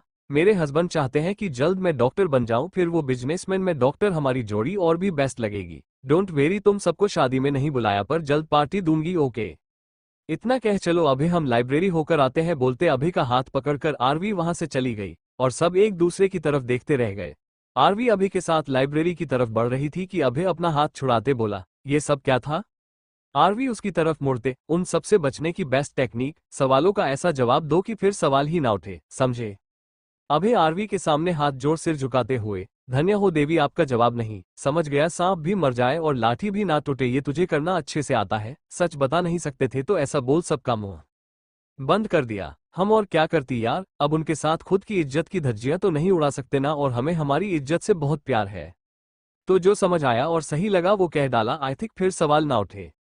कोई कहेगा हमें कि पैसे के प्यार छोड़ दिया, कोई सोचेगा प्यार से पेट थोड़ी भरता, पैसा सबको चाहिए। अब इतना बड़ा चांस थोड़ी आरवी छोड़ती, उन सबको मिले तो वो ना छोड़े, लाइक नीरा। कुछ मुझे गलत समझेंगे, कुछ सही, कुछ मुझसे खूब जलेंगे। खैर असलियत तो हमें पता है ना कि जिस अयांश मेहरा से मेरी शादी को लेकर सब मुझे लकी समझ रहे हैं, मैं तो उनको भी छोड़ आई। हाथ में सोने का कटोरा नहीं नहीं डायमंड का आया, मैंने ना लिया। मुझे कोई मतलब नहीं ना सक्षम वालिया के झूठे प्यार से और ना ही अयांश मेहरा के ढेर सारे पैसों से, कोई फर्क नहीं पड़ता इन सब से मुझे। गंभीर होते हुए तभी अभि ने आरवी की गाल पर हाथ रखा, तुम ठीक हो ना आरवी, उन सबके सवालों से हट हुई ना, देखा मैंने तुझे गुस्सा आ रहा था। आरवी ने अभि का हाथ अपने गाल से हटाकर हाथ में पकड़ा और पलकें झपकाते हुए, मैं ठीक हूं, और बोला ना मुझे फर्क नहीं पड़ता। और रही बात गुस्से की तो वो इस बात पर आ रहा था कि वो गौरव का बच्चा मिस्टर मेहरा का बड़ा गुणगान कर रहा था। टॉप रिच, जिनकी कोई होड़ नहीं, जिनके पास पैसों की कमी नहीं। क्या फायदा हुआ उनसे शादी करने का, क्या फायदा इतनी अमीरी का। अपनी बीवी खुद की तरफ इशारा करते, पर पैसे खर्च किए ही नहीं, 20-40 करोड़ करने चाहिए थे ना, शादी भी लाइव दिखानी चाहिए थी ना, जो बेचारे ये सब भी देख लेते, बिना हमारी शादी देखे रह गए। आज हमें उनकी वजह से इनके सवालों के जवाब देने पड़ रहे हैं। वो घर से बाहर तक नहीं निकाला हमें, कहीं घुमाया फिराया नहीं, एक बार भी नहीं, इसलिए छोड़ आए हम ऐसे पति को। अब देखना ऐसा पति ढूंढगे जो हमसे प्यार भी करे और हफ्ते में 4 बार, ज्यादा हो गया कम से कम 3 दिन तो घुमाने लेकर जाए। दोनों खूब पैसे कमाएंगे और खूब मौज करेंगे, पैसे वाला गरीब हमको नहीं जमता। एक ही सांस में बोलते हुए अभय कमर पर हाथ टिकाए उसे देख और सुन रहा था। जैसे ही आरवी चुप हुई तो बोल पड़ा, बोल लिया या कुछ बाकी है। अभी तो बोल लिया, आरवी ने कहा कि दोनों हंस पड़े, तो अब पिटने को तैयार हो जा। अभय ने शर्ट की बाजू ऊपर करते कहा तो आरवी नो बोलते वहां से हंसते हुए लाइब्रेरी की ओर भाग गई। रुक कहते अभी भी पीछे भागकर चला गया। अंडरस्को उधर अयांश देर रात तक ऑफिस में काम लगा रहता और इधर आरवी अपनी पढ़ाई में बिजी हो गई। आरवी को कभी कभी अयांश की कोई बात याद आती तो मिस्टर अक्कड़चंद हो कह वो वापस पाए में अपना ध्यान लगा लेती, और उधर अयांश जैसे ही काम कर हटता अपना तो आरवी की बातों को याद कर अकेले में ही मुस्कुरा देता। जब याद करना ज्यादा हो जाता और आरवी को देखने और मिलने के लिए तड़प महसूस होने लगती तो फिर खुद को बेहिसाब काम में उलझा लेता, जिससे खुद पर कंट्रोल करने में अयांश सफल भी हो जाता। देखते देखते 4 दिन बीत गए। आरवी अपने रूम में पढ़ रही थी, तभी अभी अपने हाथ में एक बैग लिए रूम में आया और आकर बेड पर बैठते बोला, देख मैं क्या लाया हूँ।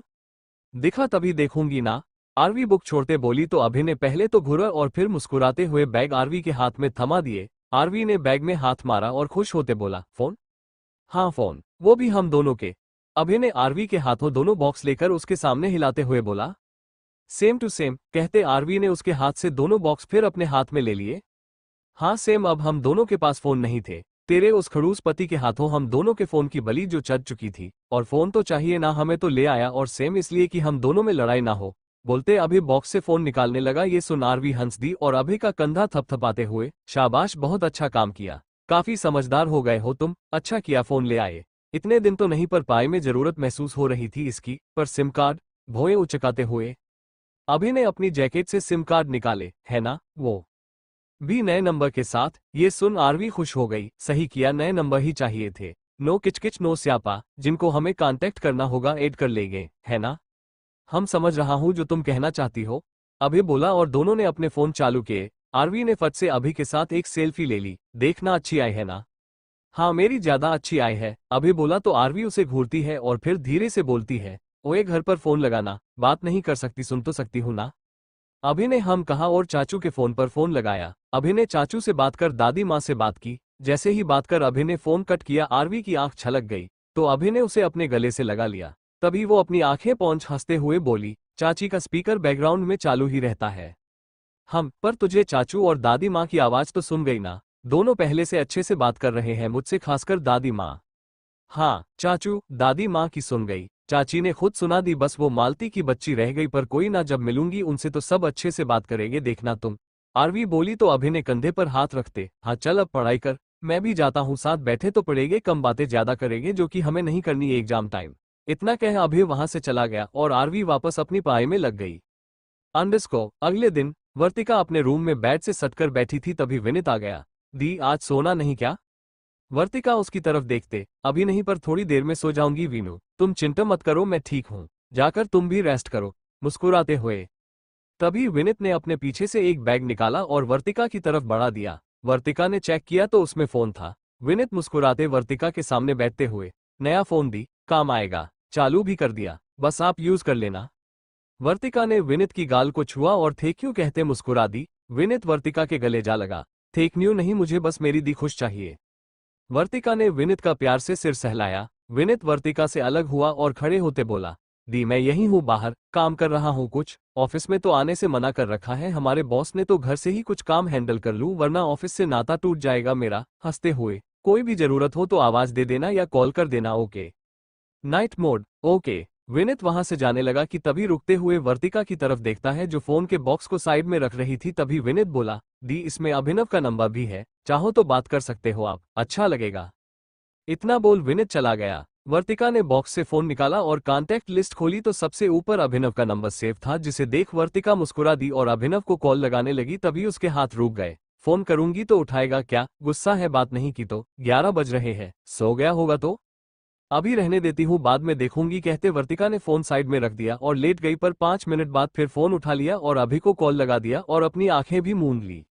रिंग जा रही थी, रिंग के साथ वर्तिका की धड़कनें भी तेजी से चल रही थी। इधर अभिनव फोन उठाओ ना, वर्तिका मन ही मन कह रही थी, उधर अभि अपने रूम में चलते चलते पड़ रहा था। तभी उसका ध्यान फोन पर गया। वो फोन की तरफ बढ़ा, इस टाइम फोन कौन कर रहा है? बोल। फोन उठाने को हुआ कि फोन कट गया। अभि ने फोन की तरफ देखा, अननोन नंबर, किसका हो सकता है? मैंने तो किसी को अपना नंबर दिया ही नहीं, सिर्फ आरवी और उसकी फैमिली के पास है अभी तक। एनीवे बाद में देखूंगा, बोल। फोन रखने को हुआ कि फोन फिर बज उठा। इस बार अभि ने उठा हुआ। जैसे ही अभि ने फोन उठाकर हेलो कौन बोला तो आगे से सिर्फ सांसों का शोर सुनाई दिया। एक पल अभि सोच में पड़ गया, पर दूजे ही पल आह भरते बेड पर बैठ गया। वर्तिका? ये सुन वर्तिका ने अपनी आंखें खोली और नम आंखों से मुस्कुराते हुए बोली, बिन बोले पहचान गए मैं हूं। मेरा नंबर तुम्हारे पास कैसे आया? अभि ने पूछा। वीनू ने अभी नया फोन लाकर दिया तो उसमें था, कहां से आया पता नहीं। वर्तिका बोली तो अभि मन ही मन बोला, आरवी ने ही विनित जी को दिया होगा, उसके अलावा ये कौन करता। एक्चुअली सच में आज आरवी मार्केट गई थी तो उसकी मुलाकात विनित से हो गई। उस बीच उसने अपना और अभि का नंबर विनित को दे दिया था। वो भी विनित जैसे चाहती थी अभि और वर्तिका की बात हो ताकि उनके बीच सब जल्द ठीक हो जाए। तभी वर्तिका बोली, कैसे हो अभि? मेरा छोड़ो, अपना बताओ। मैं ठीक हूँ, वर्तिका बोली तो अभि खड़ा होते बोला, तुमको रेस्ट करना चाहिए, काफी रात हो गई है। वर्तिका? कर लूंगी, पूरा दिन यही तो करती हूँ। इतना कह वर्तिका चुप हो गई। अभि कुछ नहीं बोला तो वर्तिका बोल पड़ी, बात नहीं करनी मत करो, पर कॉल कट मत करना प्लीज। ये सुन वो वापस बेड पर बैठ गया और बेड पर पीछे की तरफ लेट गया। नहीं कट कर रहा? आई एम सॉरी अभिनव, वर्तिका बोली कि अभि ने अपनी आंखें मूंद ली और दोनों के बीच खामोशी ने जगह ले ली। कॉल बेशक चलती रही। दरवाजे पर खड़ी आरवी अभि को वर्तिका से बात करता पाकर वहां से मुस्कुराते हुए वापस मुड़ गई और अपने कमरे की तरफ जाते बोली, जैसा सोचा वही हो रहा है, ज्यादा नहीं थोड़ी ही सही पर बातें हो रही है, और सच्ची मोहब्बत करने वालों की तो खामोशियां भी बोलती है। कंधे उचकाते हुए, लेने तो नोट्स गई थी पर डिस्टर्ब करना सही नहीं लगा, सुबह ही देखेंगे अपने नोट्स, अभी जो है उसी से काम चलाती हूँ वरना कबाब में हड्डी का मेडल मिलते देर न लगेगी। आरवी चतुर्वेदी। विनित वर्तिका को देखने आया तो उसे फोन कान के लगाए बैठा देख वापस मुस्कुराते हुए मुड़ गया और अपने रूम में चला आया। इनका तो जल्द सही हो जाएगा, पर यांश आरवी का कैसे होगा? इनको मिलाना आसान लगता है पर उनको मिलाना बहुत मुश्किल। कितने दिन बीत गए, सामना तक नहीं हुआ। बात करना मिलना तो दूर की बात है। यांश आरवी का दोनों ना जाने कौन सी जिद पर अड़े हैं। आरवी अलग ही सरूर में है और यांश उसे भी जानता हूं मैं। कहता कहाँ है अपना दर्द किसी से, पर महसूस तो मुझे भी होती है उसकी तकलीफ। जिस दिन आरवी घर से जा रही थी खुद को कैसे रोका तुमने और अब कैसे रोक रहे हो? अच्छे से समझता हूँ तुम्हारी तड़प, तुम्हारा दर्द, यूं ही तुम्हारी परछाई नहीं कहता खुद को मैं अभी दी और अभिनव को साथ ले आऊं, फिर तुम्हारा प्यार भी तुमको दिलाकर रहूंगा। इस बार तुमको कोई बेवकूफी नहीं करने दूंगा, ना आरवी को छोड़ने दूंगा जो सिर्फ तुम्हारे लिए बनी है। आरवी के लिए तुम और तुम्हारे लिए वो बेस्ट है, दोनों झेल लोगे एक दूजे को हंसते हुए, बस जल्द तुम दोनों को साथ देखना चाहता हूँ। तुमको तो आरवी से प्यार है ही, तुम्हारा प्यार उसे भी तुमसे प्यार करवा देगा, बहुत प्यारी है वो। मुस्कुराते हुए अंडरस्को अगली सुबह अभय आरवी के सामने खड़ा था। आरवी कभी दाईं ओर से तो कभी बाईं ओर से निकलने की कोशिश में थी, पर वो उसका रास्ता रोक रहा था। तभी आरवी चिढ़ते हुए बोली, क्या है ये मिस्टर मेहरा, जैसे मेरा रास्ते में आने की कोशिश मत करो, वरना क्या, वरना और सिर्फ रास्ता वही रोक सकते हैं क्या, तुम्हारा उनका ही कॉपीराइट है क्या तुम्हारे रास्ते में आने का। तुझे बड़ी याद आ रही है सुबह सुबह मिस्टर मेहरा की। अभय अपनी कमर पर हाथ टिकाते हुए बोला, ऐसा कुछ नहीं है, पर तुम निकलने दो ना, क्यों बीच में आ रहे हो, मुझे कॉफी बनानी है। हटो, कह आरवी निकलने लगी कि अभय ने बांह अड़ा दी। मेरा नंबर उस तक क्यों पहुंचाया? आरवी अनजान बनते हुए, किस तक? ये सुन अभय अपनी कलाएं आरवी को घूरते हुए घुमाने लगा कि आरवी बतीसी दिखाते बोली, अच्छा वर्तिका तक, वो तेरी वर्तिका का भाई, तेरा साला मतलब विनीत जी कल मार्केट में मिले, हाथ पैर जोड़ने लगे तो मैंने नंबर दे दिए, सिर्फ तेरे नहीं मेरे भी, फिक्र मत कर, सेफ है उनके पास हमारा नंबर, तो कोई लफड़ा टाइप कुछ नहीं होने वाला। तुझे चाहिए नंबर उनका, मेरे लफड़ा तो अब होगा। कह अभय आरवी की तरफ झपटने लगा कि वो भाग खड़ी हुई। वो हॉल में सोफों के चारों ओर भाग रहे थे। अभय आरवी को सुना रहा था, तभी आरवी सोफे के दूसरी तरफ जाकर रुकते बोली, देख मुझे सुनाना और मेरे पीछे भागना बंद कर। तभी अभय ने पिलो उठाकर आरवी पर दे मारा तो आरवी पिलो कैच करते, और ये मारना भी। देख मैंने जो किया तेरे लिए और तेरी उसकी के लिए किया, और सच बता अच्छा तो तुझे भी लगाना। रूप बताता हूं तुझे कितना अच्छा लगा। कह वो उसकी तरफ जाने लगा कि आरवी बोल पड़ी, मुझे पता है तो फालतू के नखरे बंद करो। अपनी महबूबा की सांसों का शोर आंखें मुंदे बड़ी सी शिद्दत से सुना जा रहा था। बिन कुछ बोले बिन कुछ कहे खामोशियों में ही एक दूजे के साथ वक्त बिताया जा रहा था। जैसे ही ये आरवी ने कहा अभि के कदम रुक गए। आरवी ने उसे छेड़ते हुए भौए उचकाए, कब तक जगे? तो अभि ने फिर पिलो उठाया और आरवी के मुंह पर मारकर वहां से चला गया। आरवी खिलखिलाकर हंस पड़ी और उसे आवाज देते हुए, ओए दिल के हाथों हारने वाला है, जल्द तैयार हो जा बेटा, गुस्सा छोड़ दे। अच्छा सुन, कॉफी बना रही हूँ, पिएगा क्या? हाँ पीऊंगा, उसमें जहर भी डाल देना। वो तेरी बीवी से डलवाना, वरना वो मुझे कहेगी आरवी तुमने मेरे अभिनव की जान ले ली। मैं तेरी जान ले लूंगी और फिर वो खुद की जान ले लेगी, अपनी जान बिना रह जो नहीं पाएगी, यानी कि तुम। आरवी ने जोर से बोलकर कहा तो अभि मुड़कर उसकी तरफ आने लगा। पहले तेरी जान जाएगी मेरे हाथों। नहीं नहीं, कह आरवी किचन की तरफ भाग गई और अभि नामे सिर हिलाते अपने कमरे में चला गया। को उसी शाम आरवी सोफे पर बैठी मटर छील रही थी और साथ में अभि को घूर रही थी, जो सामने बैठा किताब के पन्ने पलट रहा था। तभी अभि बोला, ध्यान से छील मटर, और जल्दी, आज ही बनाना है खाना। इतनी ही जल्दी है तो खुद छील लो। ओह हेलो, छिलने को बोला है, बनाना तो मुझे ही है ना, सारा काम मैं नहीं कर सकता हूँ। सब्जी कट कर मैं बनाऊंगा, आटा गूंथ कर रोटी मैं बेलूंगा और उनको तुम सेकना और खाना डाइनिंग टेबल पर लगाना, फिर बर्तन भी तुम धोना, सुबह मैंने धोए थे। ओके? आरवी मुंह बनाते हुए, ओके, और कुछ नहीं, इतना काफी है, इतना भी अच्छे से कर लेगी तो बहुत है, वरना। तभी डोरबेल बजा। आरवी उठने लगी कि अभय उठते बोला, चुपचाप छील, मैं देखता हूँ। हाँ तो देखना, कह आरवी ने छिली मटर के दाने मुंह में डाल लिए। मैडम छिलके नहीं दानों की सब्जी बनती है, तो कृपया कर खाना बंद करो, कह आरवी के सिर पर चपत लगाते अभय दरवाजे की तरफ चला गया तो आरवी मटर की तरफ देखते बोली, जब ये मटर निकाली हुई बाजार में आती है तो ये अभय छिलके वाली क्यों लाता है? मेरी तो समझ से बाहर है ये सब। अभि ने जाकर डोर खोला तो सामने विनित खड़ा था। विनित ने हाय कहते अभि की तरफ हाथ बढ़ाया तो अभि ने इस बार हाथ मिला लिया और हैरान होते बोला, आप यहाँ? विनित मुस्कुराते हुए, नहीं आ सकता क्या? एनी प्रॉब्लम, चला जाता हूँ, कह विनित मुड़ने लगा तो अभि साइड होते बोल पड़ा, मैंने ऐसा भी नहीं बोला। विनित ने अभि को थैंक्स कहा और दोनों अंदर आ गए। जैसे ही आरवी ने विनित को आते देखा तो खुश होते बोली, अरे मेरे दोस्त के ससुराल वाले आए हैं। अभि उसे घूरते हुए, नहीं तेरे मेहमान आए हैं। आरवी, हाँ तो तेरे ससुराल वाले मेरे भी मेहमान हुए ना। आए आए, स्वागत है आपका विनित जी। विनित आकर बैठते हुए, हाय आरवी। आरवी ने हाय कहा और अभि से बोला, ओए पानी तो लेकर आ, अपने ससुराल वाले मतलब विनित जी के लिए। अभि उसे घूरते हुए पानी लाने चला गया। तभी विनित मटर की तरफ देखते बोला, तुम मटर छील रही हो? आरवी हाँ में सिर हिलाते, हाथ में मटर है तो छिलेंगे ही ना, सब्जी जो बनानी है डिनर में तो उसके लिए छील रहे थे। तभी अभि पानी ले आया और विनित को पानी देते हुए, हाँ जिसको साथ साथ खाए जा रही है। विनित हंसा और आरवी के आगे से निकाले गए दानों की मुट्ठी भरी और गिलास टेबल पर छोड़ मटर के दाने मुंह में डालते हुए, मुझे तो कच्ची मटर बहुत पसंद है। ये देख आरवी ने अपना सिर खुजाते अभि की तरफ देखा तो अभि थाली की ओर देखता है जिसमें कुछ ही दाने बचे थे। ये देख अभि बोला, लगता है आज डिनर में मटर के दानों की नहीं मटर के छिलकों की सब्जी बनानी पड़ेगी। विनित हंसते हुए, छिलकों की कौन बनाता है? आरवी थाली की तरफ इशारा करते, जितने निकाले थे वो तो आप खा गए, अब छिलके ही बचे हैं विनित जी। ये सुन विनित ने दोनों की तरफ देखा और हाथ में बचे दाने मुंह में डाले और गिलास उठाकर पानी पीते बोला, नहीं खानी पड़ेगी मटर के छिलकों की सब्जी, या ये कहूं कि आज आप लोगों को डिनर ही नहीं बनाना पड़ेगा। ये सुनते ही आरवी ने फट से थाली टेबल पर पटक दी, जिसके शोर से विनित और अभि ने अपने कानों पर हाथ रख डाले। सॉरी सॉरी विनित जी, आप यही कहना चाहते हैं ना सब्जी बाहर से ऑर्डर कर ले? मैं भी बोली थी इसे कि आज खाना बाहर से मंगवा लेते हैं पर ये माना ही नहीं। पूरा खाना ना सही पर सब्जी तो मंगवा सकते हैं ना, पर नहीं, इसे तो घर पर बनानी थी और घर की खानी थी। अब और कुछ बना लो अभिनव, मटर तो नहीं बनने वाले। तभी विनित अभिनव की तरफ देखते बोला, मटर ही बन रहे हैं और घर पर ही बन रहे हैं। घर की खानी है सब्जी, अभिनव को तो घर की ही मिलेगी। ये सुन आरवी और अभि दोनों एक दूजे की ओर देख विनित की ओर देखने लगे जो हंस रहा था। तभी विनित ने दोनों को आज रात अपने घर पर डिनर पर इनवाइट किया, जिसे सुन आरवी ने अभि की तरफ देखा तो अभि फट से बोल पड़ा, शुक्रिया पर हम मटर खाए बिना रह लेंगे, घर पर कद्दू है वो बना लेंगे। तभी विनित आरवी की तरफ देखता है तो आरवी बोली, क्या यार कद्दू कौन खाएगा, ना तुझे पसंद ना मुझे। देखना विनित जी हमें डिनर पर इनवाइट करने आए हैं, चलते हैं ना, घर का खाना मिलेगा वो भी मटर तेरी पसंद के, बनाना भी नहीं पड़ेगा हमें डिनर, और साथ में मिलना भी हो जाएगा वर्तिका से।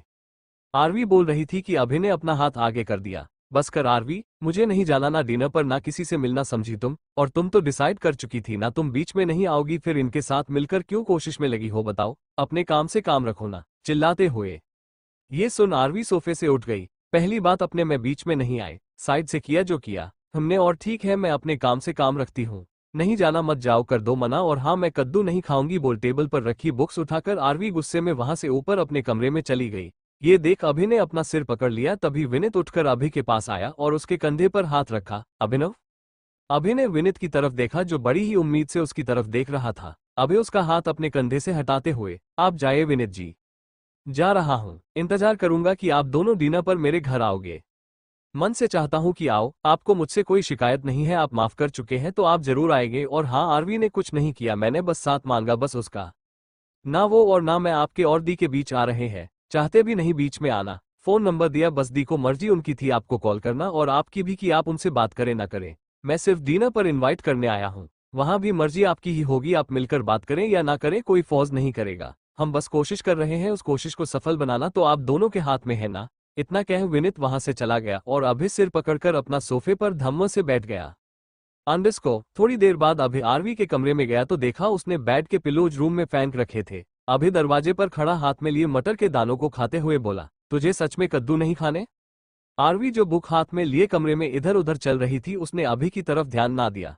तभी अभि आगे आया और आरवी के सामने मटर के दाने करते बोला, खाएगी, इतनी ही बची है। पर आरवी ने उसके हाथ के नीचे अपना हाथ दे मारा जिससे सारे दाने उछल गए और घूरकर उसकी तरफ देखते बोली, कद्दू बना, पैठा बना, जो बनाना है बना और खा, बस यहाँ से जा। इतना बोल उसने अभि को साइड किया कि अभि मुंह से फूंकते सारे पिलोज उठाता है और बेड पर फेंकते बोला, जाऊंगा पर तुझे साथ लेकर, खाऊंगा पर कद्दू नहीं मटर। मेरे ससुराल वालों ने मेरे परिवार समेत मुझे रात के खाने पर इनवाइट किया है। ये सुन आरवी के कदम रुक गए, वो फट से अभि की तरफ मुड़ी तो अभि भौएं उचकाते हुए बोला, चलेगी मेरे साथ मेरे ससुराल? ये सुन आरवी की आंखें फटी की फटी रह गई, उसने अपनी आंखें मसली, कान हिलाए और पास आकर माथा टच कर बोली, तुम ठीक हो ना, डॉक्टर को बुलाऊं? हॉस्पिटल चले? अभि ने उसकी बाह पर हाथ मारा, क्या है तेरे? आरवी ने बुक बेड पर फेंकी और अभि के गाल खींचते हुए, सच्ची ससुराल जाएगा? अभि मासूमियत से हाँ में सिर हिलाते, हम बुलाया है, जाना पड़ेगा, मेरा साला खुद आया इनवाइट करने, तुम चलोगी ना? अकेले नहीं जाऊंगा, शर्म आती है, पहली बार जा रहा हूं ना अपने ससुराल। आरवी उसकी तरह ही एक्टिंग करते हुए, चलूंगी साथ तेरे, तेरे ससुराल, मुझे ना आती शर्म, मैं तो अकेली जाकर आई हूं अपने ससुराल। इस बात पर दोनों हंस पड़े और अभि ने आरवी को अपने सीने से लगा लिया। अभि आरवी दोनों रेडी हुए और विनित के घर डिनर के लिए निकल गए। विनित रामू काका के साथ मिलकर डिनर रेडी करवा रहा था। उसे इधर उधर भागते देख हॉल में सोफे पर बैठी वर्तिका परेशान होते खुद से मन ही मन बोली, कब से लगा पड़ा है वीनू इस उम्मीद में कि अभिनव आएगा। खाना भी बन चुका है पर अभिनव आरवी दोनों अभी तक नहीं आए। एक नजर खुले दरवाजे की ओर देखते, वो ना आए तो इसकी सारी कोशिश पर पानी फिर जाएगा, प्लीज गाइज आ जाओ। तभी विनित उसकी तरफ आते बोला, दी उम्मीद भी रखो और दुआ भी जारी रखो, जरूर आएंगे। ये सुन वर्तिका मुस्कुरा दी, तभी किचन की तरफ वापस जाते बोला, रामू काका को देखता हूँ मटर की सब्जी बनी या नहीं। इस घर के जमाई राजा को घर की बनी मटर की सब्जी जो खिलानी है। हंसते हुए अंडस्को आरवी ने विनित के घर के बाहर गाड़ी रोकी। लो आ गया तेरा ससुराल। ये सुन अभि ने घर की तरफ नजर घुमाई, तभी आरवी ने उसके कंधे पर हाथ मारा। काफी बड़ा घर लग रहा है, यही गाड़ी में बैठे बैठे पूरा नहीं देख पाएगा, उतरकर चलना ही पड़ेगा, चल। अभय आरवी की बात पर मुस्कुरा दिया और दोनों गाड़ी से उतरकर घर की तरफ बढ़े। गार्ड ने दोनों को मुस्कुराते हुए सलाम किया तो अभय आरवी दोनों मुस्कुराते हुए आगे बढ़ गए। कैसा ससुराल है ये तेरा, कोई वेलकम के लिए ही नहीं आया? ज्यादा ना सही कोई माला वाला लेकर खड़ा तो होना चाहिए था ना, पहली बार इस घर का दामाद इस घर में आया है।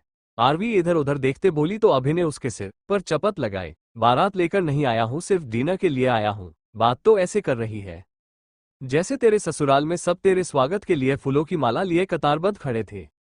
ये सुन आरवी ने उसे घूरा और गर्दन झटकाते बोली, वो ससुराल नहीं जेल थी, जेल जहां पर वहां के सदस्य भी बोलने से पहले 100 बार सोचे कि बोलना जरूरी है या नहीं, क्योंकि वाला का जेलर एक खड़ूस कुमार है जिसे होंठ सिले पंसद है। और खबरदार जो अपनी ससुराल की कंपेयर उस जेल से की। माना कि विनित जी मिस्टर मेहरा के दोस्त है पर उनसे अच्छे हैं तो इनसे अच्छे की उम्मीद की जा सकती है। वैसे पूछूंगी मैं विनित जी से कि इतनी कंजूसी किस बात की, एटलीस्ट वेलकम के लिए तो रहते, आखिरकार आपके जीजा जी जो आए हैं। हंसकर अभि के कंधा लगाते हुए तभी अभि ने हाथ जोड़ दिए, बस कर मेरी माँ बस कर, शादी नहीं हुई है मेरी, तुम अभी से हमारे रिश्ते बना डाले तो हो जाएगी, जब दिल मिल गए तो रिश्ते बनने में देर नहीं लगती। आरवी बोली ही कि तभी विनित अंदर से भागा चला आया। हाय, स्वागत है आपका हमारे घर में। दोनों ने एक दूजे की ओर देख विनित की ओर देखा जो उनको आने के लिए धन्यवाद बोल रहा था। इतना ही नहीं अभी के तो खुशी के मारे गले ही लग गया। तभी आरवी बोली, आपने बुलाया हमें तो आना ही था, पर आपको कैसे पता चला कि हम आपके घर आ गए हैं जो आप भागे चले आए हमारे स्वागत के लिए? वो गार्ड को बोलकर रखा था तो उसने बता दिया। विनित हंसते हुए बोला तो ओह, कहते आरवी ने गार्ड की तरफ देखा और फिर दोनों विनित के साथ अंदर चले गए। जैसे ही अंदर पहुंचे तो उनकी नजर वर्तिका पर पड़ी जो खड़ी उनकी तरफ ही देख रही थी, यानी अभिनव को। बोला था ना दी आएंगे, देखिए आ गए। विनित वर्तिका के पास जाकर उसके कंधे पर हाथ रखते हुए अभी आरवी की तरफ हाथ इशारा करते बोला। तभी आरवी आगे आई और वर्तिका के गले मिली। कैसी हो वर्तिका? वर्तिका मुस्कुराते हुए, मैं ठीक हूं, तुम बताओ? मैं भी ठीक हूं, आरवी मुस्कुराते हुए बोली। अभी अभी तक वहीं खड़ा था और वर्तिका की तरफ एकटक देख रहा होता है, तभी आरवी ने वर्तिका की बाह पर हाथ रखा तो वर्तिका अभी की तरफ देखते बोली, हाँ हाय अभिनव। अभि ने हाँ में सिर हिला दिया। तभी विनित ने बैठने को बोला, आप सब बैठिए, डिनर बस रेडी है, मैं बस लगवा कर आया, मुस्कुराते हुए। तभी आरवी बोली, विनित मैं भी आती हूँ, जल्दी लग जाएगा, भूख भी बहुत लगी है, अपने पेट पर हाथ रखते हुए। ये सुन विनित हंस दिया, आ जाओ। और दोनों अभि वर्तिका को वहां अकेला छोड़कर किचन की तरफ चले गए। उनके जाते ही वर्तिका अभि के पास आए। दोनों एक दूजे की तरफ देख रहे थे, तभी वर्तिका कुछ कहने को हुई कि अभि ने उसकी कलाई पकड़ी और अपने साथ बाहर की तरफ ले गया। आरवी विनित खाने के बाउल डाइनिंग टेबल पर रखने किचन से बाहर आए तो अभि वर्तिका को वहां ना पाकर एक दूजे की तरफ हैरानी से देखा। ये कहाँ चले गए? विनित बोला, जहां भी गए होगे साथ ही होगे। डोंट वेरी विनित जी, सब सही होने की कगार पर है, खाने में मीठा तो बनवाया है ना? आरवी भौएं उचकाते बोली तो विनित मुस्कुरा दिया, हाँ हलवा, सही सोचा था तुमने। आरवी आमने सामने आने पर जरूर बात करेंगे, मिलेंगे तभी तो बात करेंगे ना विनित जी, मिले बिना थोड़ी सब ठीक होता, उलझा हुआ कैसे सुलझता, और इन दोनों के बीच इतनी भी बड़ी गड़बड़ नहीं कि सही ना हो सके। प्यार है, परवाह, विश्वास भी है एक दूजे पर, ये बात कल रात साबित हो गई जब दोनों दूर होकर भी साथ थे। तभी तो आपको मैसेज किया कि दोनों को साथ और सामने ला सके, ऐसा कुछ कीजिए। वर्तिका तो अभी बाहर जा नहीं सकती थी तो आपका ये डिनर का प्लान औसम था। दूर रहकर बेशक कदम ना बढ़ाए जाए पर इतना पास आकर कदम ना बढ़े एक दूजे की तरफ, ये तो होने से रहा। हमें जो करना था बस हमने वो कर दिया, बाकी ये अब ये जाने। हम इनके बीच का ठीक हो गया तो दी भी जल्द ठीक हो जाएंगे और अभिनव भी अपने एग्जाम अच्छे से दे पाएगा। विनित बोला, हम परेशान नहीं रहेगा तो बैट की जगह अच्छा इफेक्ट ही होगा।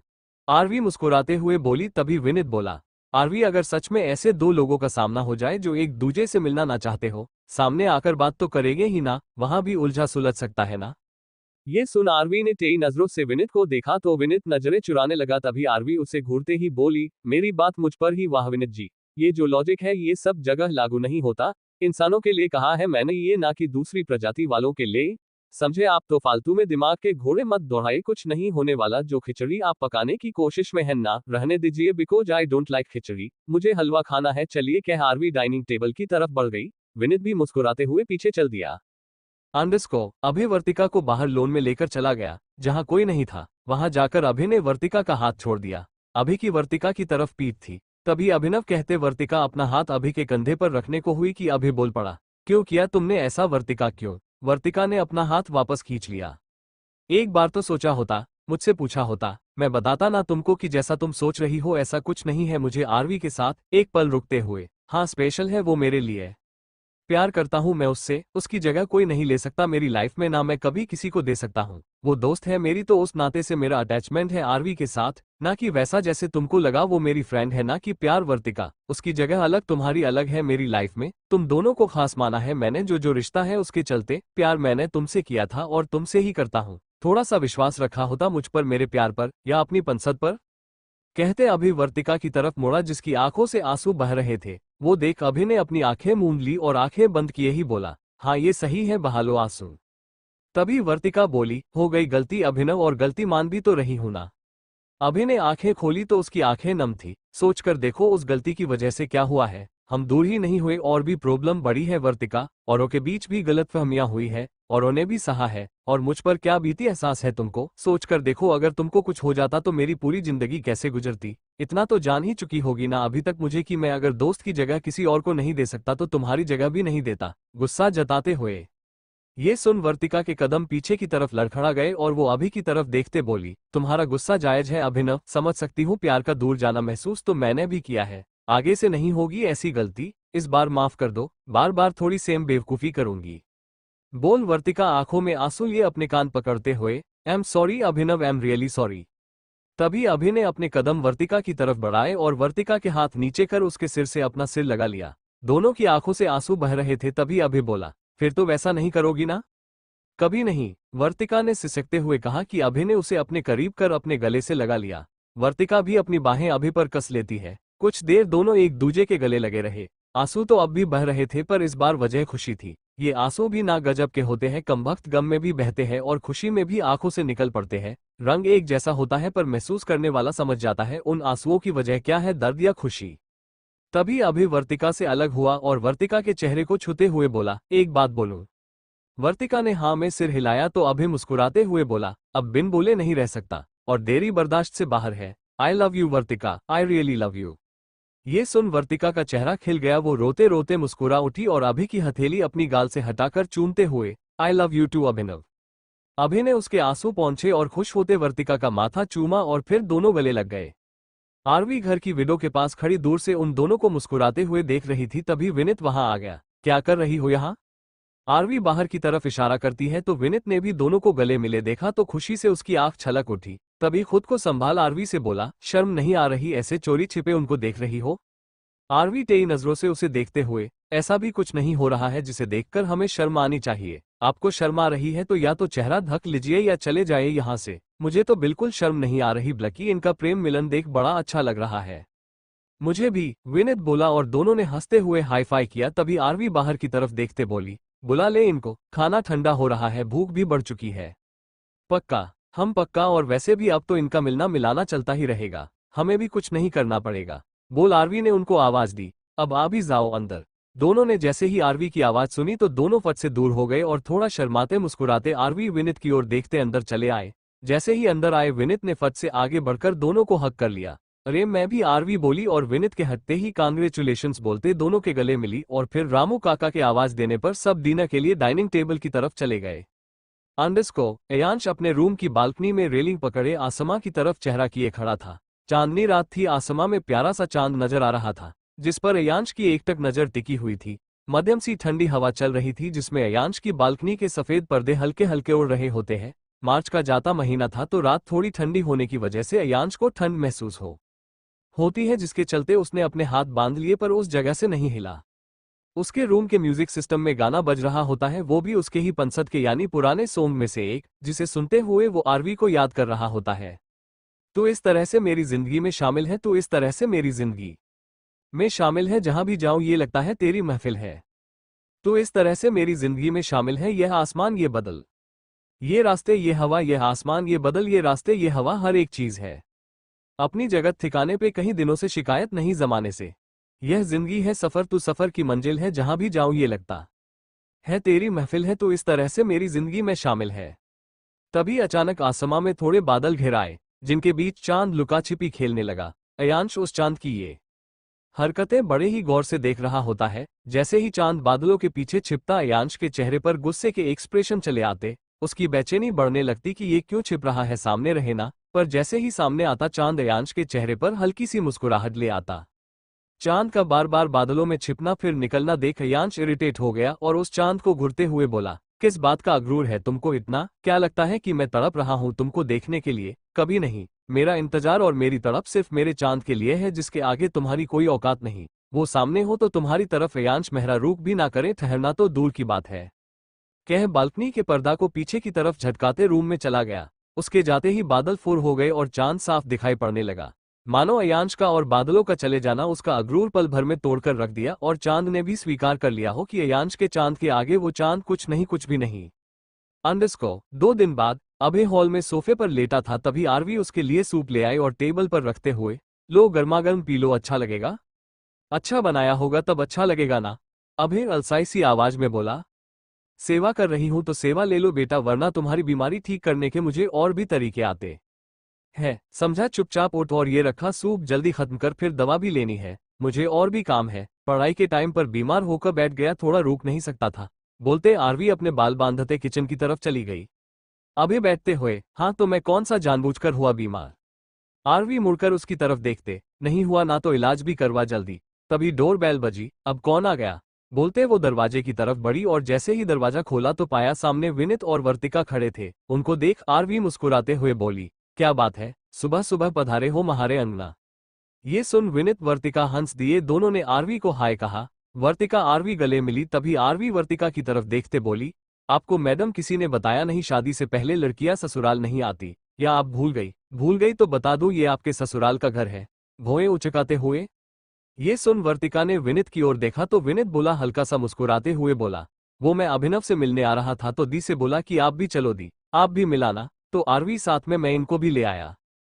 हाँ आरवी, वो 2 दिन से अभिनव को देखा नहीं, आई मीन मिली नहीं, उसकी तबीयत ठीक नहीं है, तो बस उसीलिए मैं वीनू के साथ चली आई। मुझे नहीं पता था ऐसा कोई रूल होता है, सॉरी, बस एक बार मिलकर जल्द हम चले जाएंगे, वर्तिका ने थोड़ा परेशान होते कहा। आरवी विनित को खुद की तरफ देखता पाकर और वर्तिका को सोच में पड़ी देख हंस पड़ी और विनित से हाईफाई कर बोली, ऐसा कोई रूल नहीं है वर्तिका, तुम जब चाहो आ सकती हो अपने अभिनव से मिलने। वो शादी से पहले अपने ससुराल जा सकता है तो तुम भी अपने ससुराल आ सकती हो, होते होगे ऐसे रूल कहीं और, पर यहाँ ऐसा कुछ नहीं। वर्तिका हैरान होते दोनों की तरफ देखते हुए, मतलब? विनित हंसते हुए, दी मजाक कर रही है आरवी, आपको बस छेड़ रही है, ऐसा कुछ नहीं है, पहले होता था, आजकल कौन मानता है इस सब को? आप यूं ही परेशान हो रहे हो, आजकल चलता है ये सब, आना जाना। आरवी मुस्कुराते हुए, और क्या सब चलता है, और ये सब तो नॉर्मल है वर्तिका, तुम यूं ही मेरी बात को सीरियस ले गई, तुमको यहाँ आने पर कोई रोक टोक नहीं। हाँ दी, विनित ने साइड हक करते वर्तिका से कहा तो वो मुस्कुरा दी और आरवी के गाल पर हल्की सी चपत लगाते बोली, आरवी तुम भी ना, और तीनों हंस पड़े। तभी अंदर से अभि ने आवाज दी, ओए कौन आया है जो तुम दरवाजे पर ही जम गई? आरवी थोड़ा अंदर होकर, तेरे ससुराल वाले आए हैं अपने ससुराल, इतना कह आरवी ने वर्तिका का हाथ पकड़ उसे अंदर की तरफ खींच लिया। वर्तिका को सामने पाकर अभि की आंखें खुशी से फैल गई और होठों पर बड़ी सी मुस्कुराहट आ गई। वर्तिका ने मुस्कुराते अभि की तरफ देखते अपना हाथ हिलाया तो अभि का चेहरा खिल उठा। तभी विनित भी अंदर आ गया और वर्तिका जैसे अपना हाथ हिलाते बोला, हम भी है, मुस्कुराते हुए। तभी आरवी उनको आए कहते अंदर ले आए। उनको आते देख अभि सूप टेबल पर छोड़कर उठने को हुआ कि आरवी बोल पड़ी, रहने दे, हम हैं तुम्हारे खास लोगों के स्वागत के लिए, कोई कमी नहीं रखेंगे, आखिर हमारा भी कुछ फर्ज बनता है, मुस्कुराते हुए। ये सुन अभि ने आरवी को घूरा। आरवी ने विनित वर्तिका को बैठने को कहा और खुद किचन की तरफ चली गई। वर्तिका विनित दोनों सोफे पर बैठ गए। विनित ने अभिनव से उसका हाल चाल पूछा तो मैं ठीक हूँ, अभि ने मुस्कुरा कर कहा। वर्तिका अभि की ओर देखते, अब फीवर तो नहीं है ना अभिनव? अभि हल्का सा मुस्कुराते हुए, नहीं अब फीवर नहीं है, बस थोड़ी वीकनेस है जो जल्द ठीक हो जाएगी। तभी आरवी पानी ले आई और दोनों को पानी देते बोली, देखो ना, पहले प्यार में था और अब बुखार में, प्यार मिलने की खुशी झेल ना पाया ये पागल और बीमार पड़ गया। देख लो वर्तिका, ऐसा दीवाना कहीं नहीं मिलेगा जो हिसाब बराबर रखे। पहले तुम बीमार थी तो तुम पर प्यार परवाह लुटा रहा था और अब खुद बीमार पड़कर तुमसे बटोर रहा है। वाह क्या प्यार है इनका, हंसते हुए। ये सुन वर्तिका ने अपनी मुस्कुराकर नजरें झुका ली तो अभि थोड़ा शर्माते हुए बोला, क्या बोल रही हो तुम? आरवी, विनित हंसते हुए, सही तो बोल रही है, और ऐसे ही होना चाहिए, हिसाब बराबर। जब रिश्ते में समान है तो सब बराबर होना चाहिए ना। सही जा रहो हो लो खूब मजे, पर हाँ अभिनव जल्दी ठीक हो जाओ। डॉक्टर्स इतनी देर बीमार रहने लगे तो फिर हमारा क्या होगा? भौएं उचकाते हुए अभय ने मुस्कुराकर हाँ में सिर हिलाया कि आरवी उनको छेड़ते हुए बोली, अब दवा खुद चलकर मरीज के दर पर आई है तो सुधार जल्द हो ही जाएगा। ये सुन अभय वर्तिका झेप गए जो एक दूजे की ओर देख रहे थे। तभी विनित का फोन बजा कि वो हंसते हुए एक्सक्यूज मी कहकर साइड में चला गया और आरवी मुस्कुराते हुए वापस किचन में चली गई। अभय वर्तिका फिर एक देजे की तरफ देखने लगे। थोड़ी देर में आरवी चाय कॉफी ले आए, तब तक विनित भी वापस उनके बीच आ गया था। आरवी ने वर्तिका को कॉफी दी और विनित की ओर चाय बढ़ाते बोली, आपको चाय बहुत पसंद है ना? राधे भैया ने बताया था। विनित हाँ कहते मुस्कुरा दिया। तभी अभय बोला, और मुझे? क्या तुझे? तुम ये सूप पियो, वो भी जल्दी। देखो तो जैसे दिया था वैसे ही पड़ा है। कितनी बार कहना पड़ेगा अभय? वक्त पर खाओगे पियोगे तभी ठीक होगे ना। एग्जाम आ रहे हैं, ठीक नहीं होना क्या या बिस्तर पर ही पड़े रहना है? इतना ही शौक है बीमार रहने का तो एग्जाम बाद में हो जाते। अच्छे से नखरे उठाती तुम्हारे। खाओगे नहीं तो दवा कैसे लोगे? अभी तक तुमने दवा नहीं ली, फिर बुखार आ गया तो वक्त पर दवा जरूरी है, कितनी बार बोलूं तुमको? आरवी ने अभय पर झपटते हुए बोला। आरवी का डांटना सुन तीनों उसकी तरफ देखने लगे तो अभय सूप पीते बोला, पी तो रहा हूँ, डांट क्यों रही हो? और मैं अपने लिए थोड़ी तेरे लिए कॉफी का बोल रहा था कि तेरी कॉफी कहाँ है आरवी? रहने दो बेटा, मुझे अच्छे से पता है क्या बोल रहे थे क्या नहीं। और रही बात मेरी कॉफी की तो मुझे टाइम नहीं अभी कुछ भी पीने का। वो मुझे लेट हो रहा है, हॉस्पिटल जाना है। तेरी रिपोर्ट आ गई है उसे लेने, अभी मैसेज आया है, बोले बिना देरी के आकर ले जाओ। ये सुन वर्तिका हैरान परेशान होते बोली, कैसी रिपोर्ट? आरवी अभी की तरफ देखते हुए, वो बस ऐसे ही वर्तिका का, वो ना इसे लगातार फीवर आ रहा था तो कल मैंने इसके कुछ चेकअप करवा लिए थे ताकि पता चल जाए सब ठीक है, तसल्ली हो जाए कि नॉर्मल फीवर है और कोई परेशानी नहीं। विनित, ये तो अच्छा किया आरवी तुमने। वर्तिका, हाँ आरवी बिल्कुल सही किया। अभय आरवी को घूरते, देख लेना कुछ नहीं आएगा रिपोर्ट में, यूं ही परेशान हो रही है। तेरा बस चले तो मुझे एक छींक आने पर आईसीयू में भर्ती करवा दो। शट अप, और मैं भी यही चाहती हूँ कुछ ना आए। आई मीन सब ठीक आए। फीवर है तो क्या हुआ, लगातार फीवर आ रहा हो तो इतना भी नॉर्मल नहीं लेना चाहिए। आजकल फीवर के नाम पर अनेक बीमारियां हो गई है और हम बस बुखार है समझ लेते हैं और हाथ पर हाथ धरे बैठे रहते हैं और बाद में प्रॉब्लम बढ़ जाती है। इससे अच्छा पहले ही ध्यान दे ले ताकि पहले ही सॉल्यूशन ढूंढकर बेटर इलाज हो जाए। आरवी ने जैसे ही ये बोला तो विनित वर्तिका भी उसकी बात से सहमत हो गए। तभी आरवी हाथ में बंदी वॉच की तरफ देखते बोली, ओए मैं हॉस्पिटल जाऊंगी कैसे? अभे, गाड़ी से। आरवी कमर पर हाथ टिकाते, गाड़ी के टॉय पंचर है, उस पड़ोसी के बच्चे ने फिर से सेम कांड कर दिया। उससे तो मैं आकर देख लूंगी पर मुझे वक्त पर हॉस्पिटल पहुंचना है। तेरी रिपोर्ट आज ही चाहिए मुझे। कैब वगैरह से गई तो लेट हो जाऊंगी और मैंने अभी तक ना तेरे लिए खाना बनाया ना तुझे दवा दी। अबे, परेशान होते हुए तभी वर्तिका बोल पड़ी, मैं रुक जाऊं यहाँ? आई मीन आरवी, जब तक तुम आती हो मैं तब तक मैं यहाँ रहकर अभिनव को खाना भी खिला दूंगी और दवा भी दे दूंगी। अभि की तरफ देखते जो मजे से अपना सूप पी रहा था। ये सुन आरवी खुश होते बोली, सच्ची अगर ऐसा है ना वर्तिका, ठीक है, मैं हॉस्पिटल जाकर आती हूँ। तुम इसका ख्याल रखो, दवा ये बता देगा और तुम खिलाओगी तो ठीक से खा भी लेगा, वरना मुझे तो 2 दिन से नचाकर रखा है इसने। हंसते हुए, पर तुम्हारी मान लेगा सब, किचन उस तरफ है और वहां सब सामान है।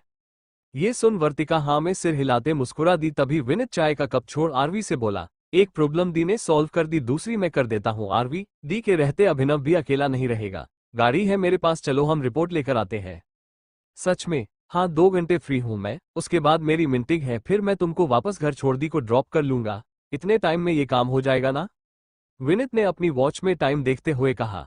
ओके, मैं अभी आए बोलकर आरवी भाग कर गई और अपना बैग ले आई और दोनों घर से हॉस्पिटल के लिए निकल गए। उनके जाते ही अभय बोला, ये आरवी ना खामख्वाह परेशान होती रहती है। ठीक हूं मैं भी, फिर भी ऐसे रिएक्ट करती है। उसे फिक्र है तुम्हारी अभिनव, वो गलत नहीं है, कितना ख्याल रखती है तुम्हारा। मेरी दोस्त मेरे बीमार पड़ने पर मेरी माँ बन जाती है, मेरे आगे पीछे ऐसे भागती है जैसे मैं छोटा बच्चा हूँ। परवाह तो इतनी कि मुझे लेबोरेटरी वालों को सौंप दिया कि करो इसके चेकअप, आ जाए फिर देखना तुम सब ठीक आएगा और उसकी चिंता मिट जाएगी। ये तो अच्छी बात है ना। अच्छा ये बताओ क्या खाओगे तुम? डांट के अलावा कुछ भी? अभय मासूमियत से बोला तो वर्तिका हंस दी और सोफे से उठते बोली, तुम सूप पियो, मैं तुम्हारे लिए कुछ यमी हेल्थी सा बनाकर लाती हूँ। इतना कह वर्तिका जाने लगी कि अभय ने उसका हाथ पकड़ लिया। 5-10 मिनट रुक जाओ, अभी मैंने ये पिया है तो अभी कुछ नहीं खाना, बाद में बना देना, आरवी को आने में टाइम लगेगा। कह अभि ने वर्तिका ने उसे अपनी साइड में आकर बैठने का इशारा किया तो वो मुस्कुराते हुए अभि के पास आकर बैठ गई। अंडरस्को आरवी विनीत के साथ हॉस्पिटल पहुंच गई। आ गए? उसने हॉस्पिटल की तरफ देखते हुए बोला। हाँ आ गए, वो भी वक्त पर। वैसे हम कब का आ जाते पर ये ट्रैफिक आधे से ज्यादा वक्त खा जाता है जिस वजह से देर हो जाती है। विनीत पार्किंग में गाड़ी लगाते बोला। विनीत जी अगर आपको लेट हो रहा है तो आप चले जाएं, हम कैब लेकर चले जाएंगे घर। आपकी मिनटिक भी है ना, हम नहीं चाहते हमारी वजह से आप लेट हो और आपके बॉस आपकी क्लास ले। ये सुन विनीत हंस दिया। ऐसा कुछ नहीं है आरवी, अभी वक्त है मेरे पास, और रही बात मेरे बॉस की तो मैं उसे संभाल लूंगा, डोंट वेरी। कैसे उनसे पिटकर? आरवी भौहें उचकाते बोली। ये सुन विनीत ने उसे घूरा। तुम टेंशन मत लो मेरे बॉस की, हम साथ ही चले गए घर। आरवी गाड़ी से निकलते हुए, ओके, और हम क्यों टेंशन ले गए आपके बॉस की, आप जाने और आपके बॉस जाने, खैर हम यूं गए और यूं आए रिपोर्ट लेकर। मैं इंतजार कर रहा हूं। विनीत गाड़ी में ही बैठे बोला और आरवी हॉस्पिटल की तरफ चली गई। विनीत उसे जाते देख मुस्कुराते हुए खुद से बोला, अयांश तुम्हारी पंसद वाकई में सबकी पंसद बनने की काबिलियत रखती है। आरवी के साथ कौन रहना नहीं चाहेगा, इससे मिलकर इससे बातें कर, ये तो किसी की भी पंसद बन सकती है। सोचते हुए अंडरस्को थोड़ी देर बाद ही आरवी रिपोर्ट लेकर चली आई और गाड़ी में बैठते ही बोली, ज्यादा इंतजार तो नहीं करवाया आपको विनीत जी? नहीं। विनीत गाड़ी स्टार्ट करते बोला और दोनों वहां से घर के लिए निकल गए। विनीत ने आरवी के हाथ में फाइल देख पूछा, क्या आया रिपोर्ट में? आरवी मुस्कुराते हाथ में फाइल हिलाते हुए, सब नॉर्मल है, आपकी दी का कॉल आया था, उनको भी बता दिया कि सब ठीक है। अच्छा लगा देखकर विनीत जी की हमारे दोस्त की जिंदगी में अब एक ऐसा शख्स है जो उससे बहुत प्यार करता है और उसकी बहुत परवाह करता है, हमसे भी ज्यादा। ये सुन विनीत मुस्कुरा दिया और तभी 2 मिनट बाद हिम्मत कर आरवी की तरफ देखते बोला, एक बात बोलूं आरवी? आरवी बिना उसकी तरफ देखते, क्या बात विनीत जी? मिस्टर मेहरा के बारे में आते वक्त भी हमने आपको नोटिस किया कि आप उनको लेकर हमसे कुछ बात करना चाह रहे थे, राइट? हाँ आरवी चाह रहा था मैं, वो तो मयांश को माफ। विनीत बोल ही रहा था कि आरवी बोल पड़ी, विनीत जी हमें उनके बारे में कोई बात नहीं करनी। आरवी मानता हुआ जो तुम्हारे साथ हुआ सही नहीं हुआ, पर यकीन मानो अयांश सच में इतना भी बुरा नहीं है। हमारी नज़र में उनसे बुरा कोई हो भी नहीं सकता है विनीत जी। अच्छा, सक्षम वालिया भी नहीं? क्या वो अयांश से अच्छा है? एक बात बताओ आरवी, अगर मैं तुमसे पूछूं कि अयांश मेहरा और सक्षम वालिया में कौन अच्छा है, कौन बुरा, कौन सही है, कौन गलत, ज्यादा बुरा तुम किसे बताओगी? बोलो, जवाब दो आरवी। विनीत ने आरवी से सवाल किए तो आरवी उसकी तरफ देखते बोली, इस सवाल का जवाब आप हमसे बेहतर जानते हैं विनीत जी, क्योंकि आप उन दोनों को हमसे ज्यादा वक्त से जानते हैं, तो जाहिर सी बात है आपको तो पता ही होगा ना, और आप दोनों की कंपैरिजन कैसे कर सकते हैं विनीत जी? सक्षम वालिया बुरा नहीं घटिया इंसान है, और मिस्टर मेहरा, एक पल रुक कर, मिस्टर मेहरा ने मुझे सक्षम वालिया जैसे घटिया इंसान से बचाया है विनीत जी, चाहे फिर उन्होंने जो किया, जो तरीका अपनाया हो, हम पर इल्जाम लगाए हो, पर हम उस सब को साइड में रखकर फिलहाल एक ही बात याद रख रहे हैं कि उनकी वजह से हम सक्षम के गंदे इरादों से बच गए। इतना ही नहीं, मिस्टर मेहरा ने हमारी जान भी बचाई है हॉस्पिटल में, आप तो जानते ही है ना। इसका मतलब आरवी तुम भी मानती हो कि दोनों की तुलना नहीं हो सकती है, अयांश बुरा है पर घटिया नहीं सक्षम वालिया जैसे, तो फिर आरवी तुम? तभी आरवी बोल पड़ी, हमें उनसे कोई लेना देना नहीं विनीत जी, कोई मतलब नहीं, मुझे इस वक्त उनसे नाराजगी नफरत कुछ नहीं रखनी विनीत जी। वो अपने रास्ते में अपने रास्ते, बस उन्होंने जो किया फिर ना दोहराए तो बेहतर है, वरना वैसा कुछ उन्होंने फिर से हमारे साथ किया तो हम क्या करेंगे ये तो हम भी नहीं जानते। बाहर की तरफ देखते हुए, पर सच में आरवी वो वैसा नहीं है जैसा तुम सोच रही हो, उसको लेकर तुम्हारी इज्जत की परवाह करता है, तुमको भी पता है, एक मौका तो मिलना चाहिए ना आरवी उसे, वो तुमसे। इतना कह विनीत चुप हो गया तो आरवी मुस्कुराते हुए बोली, क्या? विनीत जी हमेशा अधूरा कहकर छोड़ देते हैं, कभी तो पूरा वाक्य बोला कीजिए कि वो हमसे प्यार करते हैं, वो भी पहली मुलाकात से, जब एयरपोर्ट पर हम उनसे मिले थे तब आप भी साथ थे ना। ये सुनते ही विनीत ने गाड़ी के ब्रेक लगा दिए। क्या तुम जानती हो? कैसे? अयांश ने तुमको कहा क्या? सवाल करते हुए, शब्दों का इस्तेमाल जो तोल तोल कर करते हैं, कहीं उनका छोटा सा शब्दकोश खाली ना हो जाए। वो अपनी जुम्बा से अपने प्यार का इजहार हमसे करेंगे? कभी नहीं। कह आरवी विनीत की तरफ देख हंस दी और विनीत ने अपना माथा पीट लिया। तभी विनीत कुछ बोलने को हुआ कि आरवी बोल पड़ी, हमें इस टॉपिक पर अब कोई बात नहीं करनी विनीत जी, तो आप जो भी सोच रहे हैं रहने दीजिए प्लीज। पर आरवी वो तुमसे प्यार करता है? विनीत इस बात पर जोर देते बोला, हम तो नहीं करते ना, इसके आगे हम आपसे कुछ नहीं कहना चाहते, आपके जितने सवाल हैं उसका ये जवाब काफी है कि हम उनको लेकर कुछ नहीं सोचते ना सोचना चाहते। गाड़ी स्टार्ट करिए और यहाँ से चलिए। विनीत ने गाड़ी स्टार्ट की और मन ही मन खुद से बोला, लो इसे तो इस बारे में कोई बात ही नहीं करनी। अयांश प्यार करता है ये जानते हुए भी अब तो अयांश से ही कुछ करवाना पड़ेगा ताकि इनकी कहानी सही पटरी पर आए, वरना ये दोनों अपनी जिंदगी की गाड़ी ऐसे अलग अलग रास्तों पर लेकर चल पड़ेंगे जो रास्ते कभी एक दूसरे से ना मिल पाएंगे। सुना है ज्यादा वक्त बीतने पर करीबियों की बजाय दूरियां बढ़ जाती है और फिर लाख कोशिशों के बावजूद भी वो दूरियां मिट नहीं पाती है। और फिर ये दूरियां अयांश को बहुत तकलीफ देगी, जो कभी अपना दर्द किसी से नहीं बांटता, पर तुम्हारे साथ वो अपना दर्द बांट सकता है। तुम ही उसकी हमदर्द बन सकती हो आरवी, तुम्हारे सिवा कोई और नहीं। अयांश के बारे में सोच आरवी की ओर देखते। तभी आरवी गाड़ी के म्यूजिक सिस्टम की तरफ इशारा कर बोली, विनीत जी इसमें गाने वाने चलते हैं क्या? विनीत ने हम कहा और म्यूजिक सिस्टम ऑन कर दिया। जैसे ही ऑन किया उसमें बहारों फूल बरसायो मेरा महबूब आया है सॉन्ग चल रहा होता है, जिसे सुन आरवी को अयांश के साथ का वो पल याद आ गया जब वो दूसरी मुलाकात में अयांश से बीच सड़क पर मिली थी। उस वक्त उसकी गाड़ी में यही गाना बज रहा था और अयांश उसकी बात कर ध्यान नहीं दे रहा था, बल्कि उसे ही एकटक देख रहा होता है। आरवी ने खुद उस गाने को बंद किया था और अयांश को उसकी ना सुनने पर खूब सारा सुनाया था, पर अयांश को खुद को देखते देख, कोई रिएक्ट ना करता देख, वो गुस्से में उसे खूब सुनाकर और उसकी गाड़ी की हवा निकालकर चली गई थी। ये सब याद आते ही आरवी ने फट से म्यूजिक सिस्टम बंद कर दिया। ये देख विनीत ने हैरानी से पूछा, क्या हुआ? कुछ नहीं, वो मुझे पुराने गाने पसंद नहीं, कह आरवी बाहर की तरफ देखने लगी तो विनीत मन ही मन खुद से बोला, पुराने गाने नहीं पसंद, या जिसे पुराने गाने पसंद है वो याद आ गया। आरवी की तरफ एक नजर देखते हुए